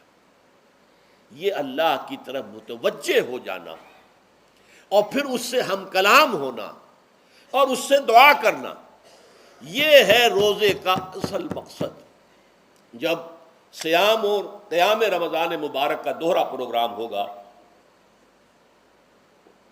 تو روح انسانی یا انسان کا حیوانی وجود اپنے مرکز کی طرف مائل پرواز تھا، حسن، اس کو کہہ لیجئے اپنے مرکز کی طرف مائل پرواز ہے روح، ہر شے اپنی اصل کی طرف لوٹتی ہے، لہذا یہ اللہ کی طرف متوجہ ہوگی۔ یہ اللہ تعالیٰ کی طرف متوجہ ہونے کا معاملہ دنیا میں رہا ہے کہ لوگ کہیں جنگلوں میں جا کر تپسیائیں کر کے، غاروں میں بیٹھ کے، بڑی بڑی ریاضتیں کر کے کیا چاہتے تھے؟ مجھ کو ہے تیری جستجو، مجھ کو تیری تلاش ہے، خالق میرے کہاں ہے تو، مجھ کو تیری تلاش ہے۔ میں نے یہ نظم جو ہے تقریباً 6 سال جو ہے ہر روز صبح، ہمارا جو ہائی اسکول تھا اس میں جو صبح پریئر ہوتی تھی، لوگ سب جمع ہوتے تھے، پورا اسکول جو ہے اس کے ہمارے طلباء، تو یہ نظم جو ہے پڑھی جاتی تھی، مجھ کو ہے تیری جستجو، مجھ کو تیری تلاش ہے، خالق میرے کہاں ہے تو، مجھ کو تیری تلاش ہے۔ روح انسانی چاہتی ہے اللہ کا تقرب، اللہ کے قریب ہونا، اللہ سے رشتہ استوار کرنا۔ یہ وجود حیوانی حائل ہے اس کے راستے میں، یہ حیات دنیاوی اس کے لیے پنجرہ بن گئی ہے، اس روح کے لیے یہ ایک در حقیقت ایک قید خانہ ہے، جیسے کہ حضور نے فرمایا کہ الدنیا سجن المومن وجنت الکافر، مومن کے حق میں یہ دنیا قید خانہ ہے، اس کی روح جو ہے یہاں آ کر اس جسد حیوانی کے اندر جو ہے وہ دفن ہو گئی ہے، قید خانہ ہے، اس پنجرے میں بند ہو گئی۔ تو لیکن وہ کافر کے لیے یہی باغ و بہار ہے، یہیں پر عیش کرنے ہیں، یہیں پر مزے لوٹنے ہیں۔ تو اس سے در حقیقت ریلیف ملتا ہے، تو انسان متوجہ ہوتا ہے اللہ کی طرف اور دعا کرتا ہے، اللہ سے ہم کلام ہوتا ہے۔ یہ ہے در حقیقت روزے اور رمضان کا جو دوسرا نتیجہ نکلتا ہے اور بلند ترین نتیجہ ہے، اس کا ذکر ہے آیت نمبر 4 میں۔ اور یہ کہ بہت سے لوگ ایسے ہیں جو قرآن مجید میں نظم کے بہت قائل ہیں، لیکن میں حیران ہوں کہ اس نظم کے اندر اس کے ربط اور رشتے کو وہ تلاش کرنے سے قاصر رہے۔ وَإِذَا سَأَلَكَ عِبَادِي عَنِّي فَإِنِّي قَرِيبٌ، جب روح بیدار ہو جائے گی، اسے حیات تازہ ملے گی، تو اے نبی میرے بندے جب آپ سے پوچھیں میرے بارے میں، وہ میرا تقرب چاہتے ہیں، میرا قرب چاہتے ہیں، وہ چاہتے ہیں مجھ سے ہم کلام ہونا، وہ چاہتے ہیں کہ مجھے ان کے ساتھ، ان کو میرے ساتھ ایک نسبت مل جائے۔ وَإِذَا سَأَلَكَ عِبَادِي عَنِّي فَإِنِّي قَرِيبٌ، انہیں بتا دیجیے میں قریب ہی ہوں، میں دور نہیں ہوں۔ اور آیا ہے سورہ قاف میں نحن اقرب الیہ من حبل الورید، جو شہ رگ ہے انسان کی اس سے بھی زیادہ قریب ہوں میں اس سے۔ نوٹ کیجئے کیسے، اس کی روح کا تعلق میری ذات کے ساتھ ہے براہ راست۔ اس کی مثال بھی میں دے چکا ہوں کئی اپنی کتابوں کے اندر، عظمت صوم نامی کتاب جب پڑھیں گے جو حضرات بھی سمجھ سکے پوری طرح اس کو، اس کے اندر یہ بات بیان ہوئی۔ اور اسی لیے دیکھیے حدیث آخری پڑھ لیجئے کہ حضور نے قرار دیا ہے کہ روزہ جو ہے تمام عبادات کے اندر ایک بالکل منفرد شان کا حامل ہے۔ وعن ابی ہریرہ رضی اللہ تعالی عنہ، اور یہ متفق علیہ روایت ہے بخاری اور مسلم دونوں کی، قال رسول اللہ صلی اللہ علیہ وسلم، قال اللہ عز وجل، اسے حدیث قدسی کہتے ہیں، حضور نے فرمایا کہ اللہ فرماتا ہے۔ تو یہ حدیث بھی ہو گئی کہ حضور نے ہمیں بتائی، اور حدیث قدسی ہو گئی کہ اللہ کا قول ہے جو حضور نقل کر رہے ہیں۔ قرآن مجید وحی جلی ہے، یہ وحی خفی ہے، لیکن یہ عام حدیثوں کے مقابلے میں اس کا مرتبہ اور مقام بہت بلند ہے کہ حضور فرما رہے کہ اللہ فرماتا ہے۔ یقول اللہ عز وجل کل عمل ابن آدم لہو، ابن آدم کا ہر عمل، ہر نیکی اس کے اپنے لیے، اپنے فائدے کے لیے، الا الصوم، سوائے روزے کے، فإنہ لی وأنا اجزی بہ یا اجزا بہ، یہ میرے لیے ہے اور میں خود ہی اس کی بدلہ دوں گا یا میں خود ہی اس کا بدلہ ہوں۔ یہ دونوں ترجمے ہیں۔ عظمت صوم میں میں نے تفصیل سے بحث کی ہے کہ ویسے تو نماز بھی اللہ کے لیے، اقم الصلاۃ لذکری، حج کس لیے ہے؟ للہ علی الناس حج البیت من استطاع الیہ سبیلا، اللہ کے لیے۔ زکوٰۃ کس کے لیے؟ اللہ کے نام پر دی جا رہی ہے، اللہ کے لیے دی جا رہی ہے۔ صوم میں بات کیا ہے؟ صوم میں اصل چیز ملحوظ کیا ہے؟ روح انسانی کو تازہ کرنا، زندہ کرنا، اس کی حیات تازہ کا بندوبست کرنا، اور روح کا تعلق ذات باری تعالیٰ کے ساتھ ہے۔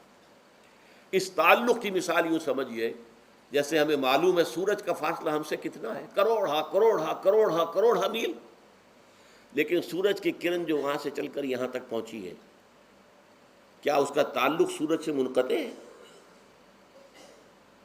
سورج کے ساتھ تو تعلق قائم ہے۔ اسی طرح روح انسانی ذات باری تعالیٰ سے بہت دور آ کر کہہ لیجئے ہمارے وجود کے اندر آ گئی، ہمارے قلب کے اندر متمکن ہو گئی، لیکن کیا اس کا تعلق اللہ کی ذات سے منقطع ہے؟ نہیں۔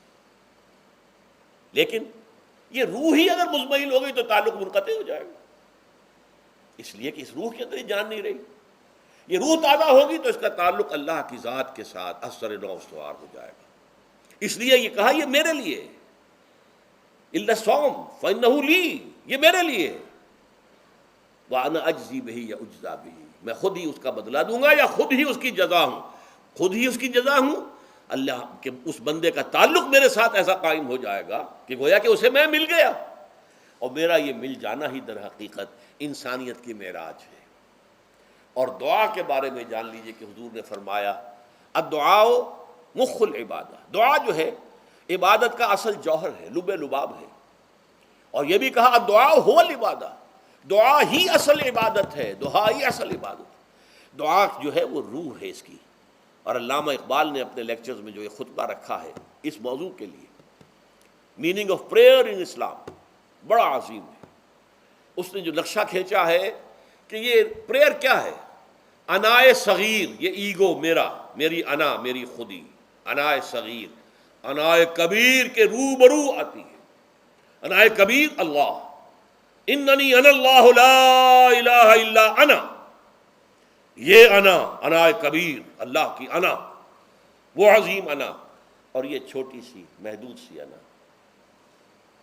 تو ہے محیط بے کراں، میں ہوں ذرا سی آبجو، یا مجھے ہم کنار کر یا مجھے بے کنار کر۔ اقبال نے پتہ نہیں کس جگہ کس کیفیت میں ڈوب کر یہ شعر کہا ہے۔ اے اللہ تو تو ایک ایسے سمندر کے مانند ہے کہ جس کا کنارہ ہی نہیں، اور میں چھوٹی سی ایک پانی کی ایک چھوٹی سی ندی ہوں، آبجو ہوں چھوٹی سی، اب کیا شکل ہے؟ یا تو مجھے اپنے آپ میں ملا لے تاکہ میں بھی ناپیدا کنار ہو جاؤں. دریائے سندھ کا پانی جب سمندر میں گر جاتا تو سمندر ہی بن جاتا. اور یا پھر مجھے بھی بے کنار کر دے، میری وجود کو بھی اتنی وسعت دے دے کہ کوئی کنارہ نہ رہے. اب یہ کیا اس نے سمجھا، کیا کہا، لیکن میں نے وہی انائے کبیر انائے صغیر. ایک ہے نماز ہم پڑھ لیتے ہیں، آپ نے سارا پڑھ لیا، سارا تعدیل ارکان بھی کر لی، لیکن اگر آپ کا اللہ کے ساتھ ڈائریکٹ کمیونین اور ڈائریکٹ کمیونیکیشن قائم نہیں ہوا تو نماز، جس کو کہ کہا گیا کہ الصلاۃ معراج المومنین، جو قرب حضور کو حاصل ہوا معراج میں، وہ ایک بندہ مومن دنیا میں رہتے ہوئے حاصل کر سکتا ہے نماز میں. اگر اس کی روح جو ہے واقعتاً ہم کا نام ہو رہی ہو، الحمدللہ رب العالمین الرحمن الرحیم مالک یوم الدین اہدنا الصراط المستقیم ایاک نعبد و اگر ہم واقعتاً ایسے کہہ رہے ہوں کہ ہمیں احساس ہو کہ ہم اللہ کے حضور میں حاضر ہیں اور عرض کر رہے ہیں، سجدہ کریں تو حدیث میں آتا ہے کہ ایسے محسوس ہو کہ گویا کہ میں نے اپنا سر اللہ کے قدموں میں رکھ دیا ہے. یہ ہے نماز. اب جو گفتگو ہو رہی ہے یہ ہم کلامی ہے. الصلاۃ معراج المومنین، اہل ایمان کے حق میں یہ نماز جو ہے یہ معراج کے درجے میں. لیکن یہ نماز کیسے نصیب ہوگی اگر روح سوئی ہوئی ہے، دبی ہوئی ہے، پسی ہوئی ہے، مزمحل ہے یا مردہ ہے؟ یہ نماز کیسے حاصل ہوگی؟ چاہے آپ 5 وقت کی نماز پڑھ رہے ہوں، چاہے آپ نے ہیبٹ بنا لیا ہو نماز کو، چاہے خوش بھی ہو گیا ہو، لیکن یہ کہ جب تک وہ روح بیدار نہ ہو، جب تک ہم کلامی نہ ہو. افلاق سے آتا ہے نالوں کا جواب آخر، اٹھتے ہیں حجاب آخر، کرتے ہیں خطاب آخر. جب تک یہ نہ ہو، جیسے کہ میں ایک حدیث قدسی انشاءاللہ آج سناؤں گا سورہ فاتحہ کے ضمن میں، کہ اللہ تعالیٰ کے سامنے جب کھڑا ہو کر انسان جب کہتا ہے انی وجہت وجہی للذی فطر السماوات والارض حنیفا، دائیں بائیں سے بالکل اپنا تعلق کاٹ کر میں نے اپنا رخ کر لیا ہے اس اللہ کی طرف جس نے آسمانوں اور زمین کو پیدا کیا. اب یہ توجہ وجہ تو اگر یہ تو ہے چہرہ تو ہم نے کر دیا خانہ کعبہ کی طرف، اندر سے ہماری روح متوجہ نہیں ہوئی، وہ سوئی پڑی ہوئی، اسے پتہ ہی کچھ نہیں کہ کیا ہو رہا ہے. تو اس صورت میں وہ کیا ہے؟ ظاہری بات تو پوری ہو گئی، نماز کا ثواب ہو جائے گا، فرض کی ادائیگی کا ثواب مل جائے گا، لیکن وہ اصل نماز تو حاصل نہیں ہوتی. یہ ہے وہ بات کہ وَإِذَا سَأَلَكَ عِبَادِي عَنِّي فَإِنِّي قَرِيبٌ. اے نبی، جب میرے بندوں کی روحیں بیدار ہو جائیں، توانا ہو جائیں، حیات تازہ سے وہ ہم کنار ہو جائیں، اور پھر وہ میرے بارے میں پوچھیں، وہ میرا تقرب حاصل کرنا چاہتے ہیں، تو آپ سے پوچھیں تو کہیے میں قریب ہوں. اجیب دعوت الداع اذا دعان، یہ ہے وہ دعا، میں ہر پکارنے والے کی پکار، ہر دعا کرنے والے کی دعا کو سنتا ہوں، قبول کرتا ہوں، جواب دیتا ہوں جہاں کہیں بھی مجھے پکارے. اذا دعان، اس میں در حقیقت وہ مفہوم آ گیا ہے there and then where ever. آپ اپنے گھر میں ہو کر پکاریں اللہ کو، آپ بستر پر لیٹے ہوئے پکاریں اللہ کو. الذین یذکرون اللہ قیاما وقعودا وعلی جنوبہم. ہاں ٹھیک ہے، بعض مقامات بعض اوقات قبول دعا کے لیے زیادہ سازگار ہیں، حرم میں جا کر دعا مانگی جائے، اور منا میں، عرفات میں خاص طور پر، جبل رحمت پر خاص طور پر، ملتزم جو ہے کعبے کا اس پر خاص طور پر، وہ ایام بھی ہیں خاص. لیکن یہ نہیں ہے کہ بقیہ دنوں میں آپ کے اور اللہ کے درمیان کو بڑا فاصلہ ہے. یہ سارا دنیا میں مشرکانہ نظاموں نے تصور پیدا کیا، اللہ تو دور ہے دور ہے دور ہے دور ہے، پاک ہے پاک ہے پاک، تم ناپاک ہو ناپاک ہو ناپاک ہو، اور تم تو بڑی پستی میں پڑے ہو، تم اللہ سے براہ راست ہم کلام نہیں ہو سکتے. کوئی درمیانی چاہیے، کوئی لنکس چاہیے، کوئی پجاری ہوگا، کوئی پروہت ہوگا، کوئی پنڈت ہوگا، کوئی پیر ہوگا، کوئی پادری ہوگا، کوئی پوپ ہوگا، اس کے ذریعے سے تم اللہ سے ہم کلام ہو، خود نہیں. اور جب ذریعے بیچ میں آ گئے تو ان کی مٹھی گرم کرو، ان کی چاپلوسی کرو، ان کو بھی جو ہے چادریں چڑھاؤ، ان کو نذرانے پیش کرو. یہ ہے بدترین ایکسپلائٹیشن جو مذہب کے ذریعے سے نوع انسانی کی ہوئی ہے. یہ 2 ایکسپلائٹیشن دنیا میں ہوئی ہے تاریخ انسانی میں. ایک بادشاہوں کی طرف سے خراج دو ہمیں، محنت تم کرو گے کھیت میں، آدھا حصہ ہمارے پاس آئے گا، ہم عیش کریں گے، ہم سٹینڈنگ آرمیز رکھیں گے تاکہ ذرا تم بغاوت کرو تو تمہارا سر کچل دیا جائے. یہ ایکسپلائٹیشن بدترین. مانگنے والا گدھا ہے، صدقہ مانگے یا خراج۔ دوسری طرف ہم بادشاہ ہیں، ہم چندر بنسی سورج بنسی خاندان ہیں، ہم راجپوت ہیں، حکومت کرنا ہمارا حق ہے۔ اور یہ پنڈت پروہت جو ہے وہ بھی کہیں گے کہ ٹھیک ہے، نصف لی و نصف لک وہذا قوم جاہلون، یہ عوام جو ہے ان کا خون چوسو، ہمیں یہ نذرانے پیش کریں، بتوں کو آ کے چڑھاوے چڑھائیں اور تمہیں خراج دیں اور ٹیکس دیں۔ They are to be exploited, exploit ہو رہا ہے۔ اسلام نے آ کر دونوں کا خاتمہ کیا، کوئی ملوکیت نہیں۔ زکوٰۃ ہے تو غربا کے لیے، بادشاہ کے لیے نہیں ہے، یہ تو غربا کے لیے، لہذا کوئی ٹیکس نہیں۔ نمبر دو، اللہ سے ہم کلام ہونے کے لیے کسی دربان، کسی جو ہے پہرے دار کی مٹھی گرم کرنے کی ضرورت نہیں۔ جب چاہو ہم کلام ہو جاؤ، دل کے آئینے میں ہے تصویر یار، جب ذرا گردن جھکائی دیکھ لی۔ یہ تو تم ہماری طرف متوجہ نہیں ہوتے، ہم تو ہر وقت کہتے ہیں، ہر شب کو آخری لمحات جو ہیں، آخری جو گھنٹے ہیں رات کے، سمائے دنیا تک ہم نزول فرما لیتے ہیں تمہارے لیے، اور پکارنے والا پکارتا ہے، حل من مستغفر فاغفر له، ہے کوئی استغفار کرنے والا کہ میں اسے بخش دوں؟ حل من سائل فاعطیہ، ہے کوئی مانگنے والا کہ میں اسے عطا کروں؟ تم ہی سوئے رہتے ہو، انٹا غفیر رہتے ہو، تمہیں ہماری طرف توجہ نہیں ہے۔ اگر ہماری طرف متوجہ ہو جاؤ تو جیسے کہ اقبال نے کہا کہ میرے لیے یہ دربان جو ہے، پیران کلیسا کو کلیسا سے اٹھا دو، کیوں خالق و مخلوق میں حائل رہے پردے۔ اور یہ میں نے کئی مرتبہ بیان کیا ہے، ہمارے ہاں وہ پی پی پی جو جماعت بنی تھی ایک، اب اس میں 2 پییں اور ایڈ ہو گئی ہیں، پی پی پی، پھر وہ پیٹریٹ، اور اس سے آگے اپنی پہلے پارلیمنٹیرین کی پی آ گئی اور پھر پیٹریٹ کی آ گئی، 5 پیز ہو گئی۔ اسی طرح گنتی ہے ہندوستان میں، پنڈت پروہت اور پجاری، 3 پے تو یہاں تھی، پیر ایران کا پیر، اور پوپ اور پادری، یہ سب پے سے شروع ہوتے ہیں الفاظ، اور یہ سب در حقیقت جو ہے شروع ہونے والے الفاظ، یہ در حقیقت انسانوں کی بدترین ایکسپلائٹیشن کا ذریعہ ہے۔ وَإِذَا سَأَلَكَ عِبَادِي عَنِّي فَإِنِّي قَرِيبٌ أُجِيبُ دَعْوَةَ الدَّاعِ إِذَا دَعَانِ فَلْيَسْتَجِيبُوا لِي۔ ہاں ایک تقاضا ہے، لیکن اس سے پہلے یہ بات سمجھ لیجئے، میں اس آیت کو میگنا کارٹا جسے کہا جاتا ہے حقوق انسانی کا سب سے بڑا چارٹر، میں اس سے کہیں بڑا چارٹر قرار دیتا ہوں کہ اللہ کہتا ہے مجھ سے ہم کلام ہونے کے لیے کسی واسطے کی، کسی وسیلے کی کوئی حاجت نہیں، جب چاہو مجھ سے ہم کلام ہو جائے۔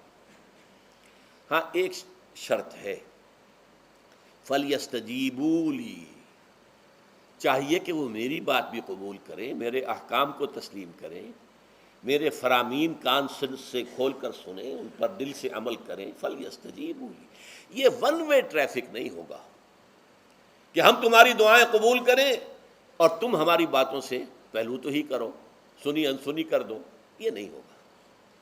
یہ ایک 2 وے تعلق ہے، جسے آج کل کہا جاتا ہے بائی لیٹرل تعلق ہے۔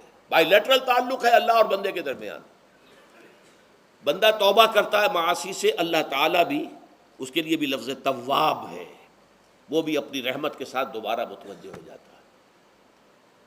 تم اللہ کو یاد کرو، فاذکرونی اذکرکم، مجھے یاد رکھو میں تمہیں یاد رکھوں گا۔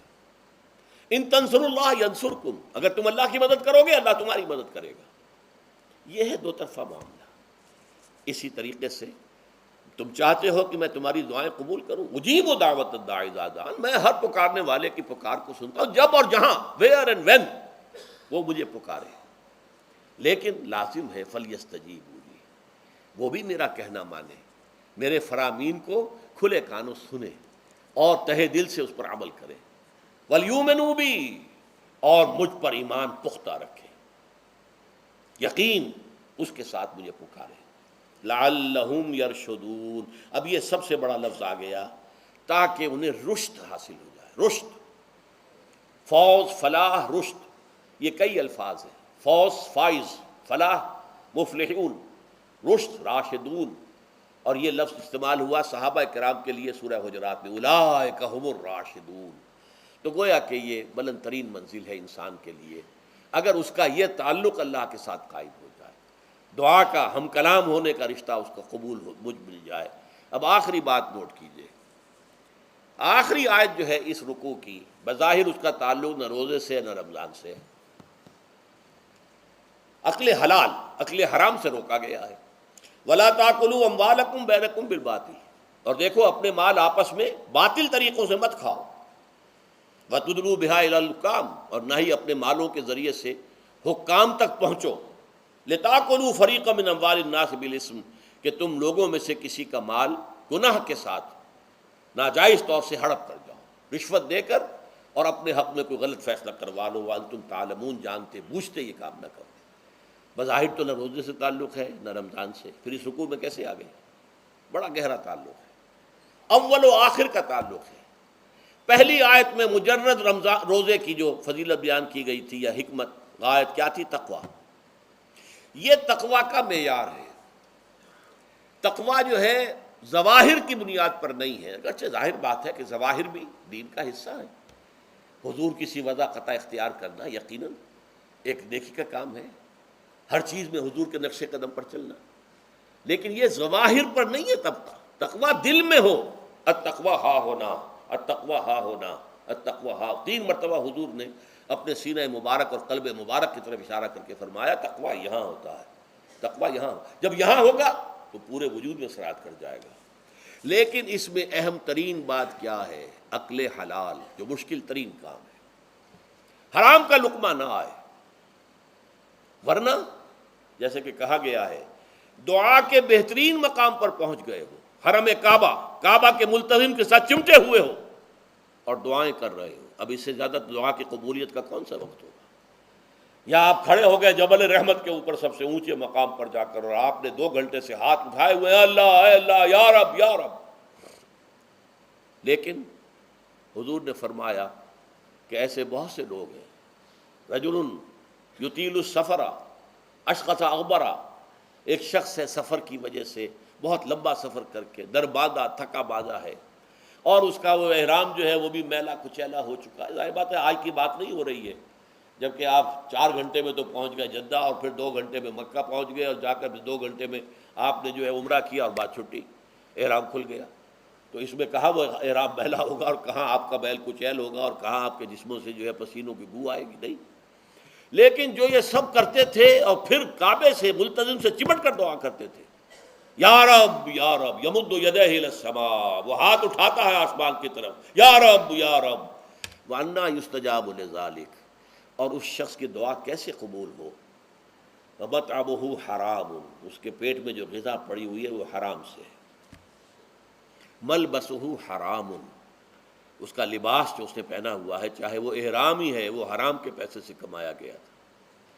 وَغُذِيَ بِالْحَرَام، اور اس کا پورا جسم جو ہے جس غذا سے یہ تنو توش تیار ہوا ہے وہ حرام کی غذا۔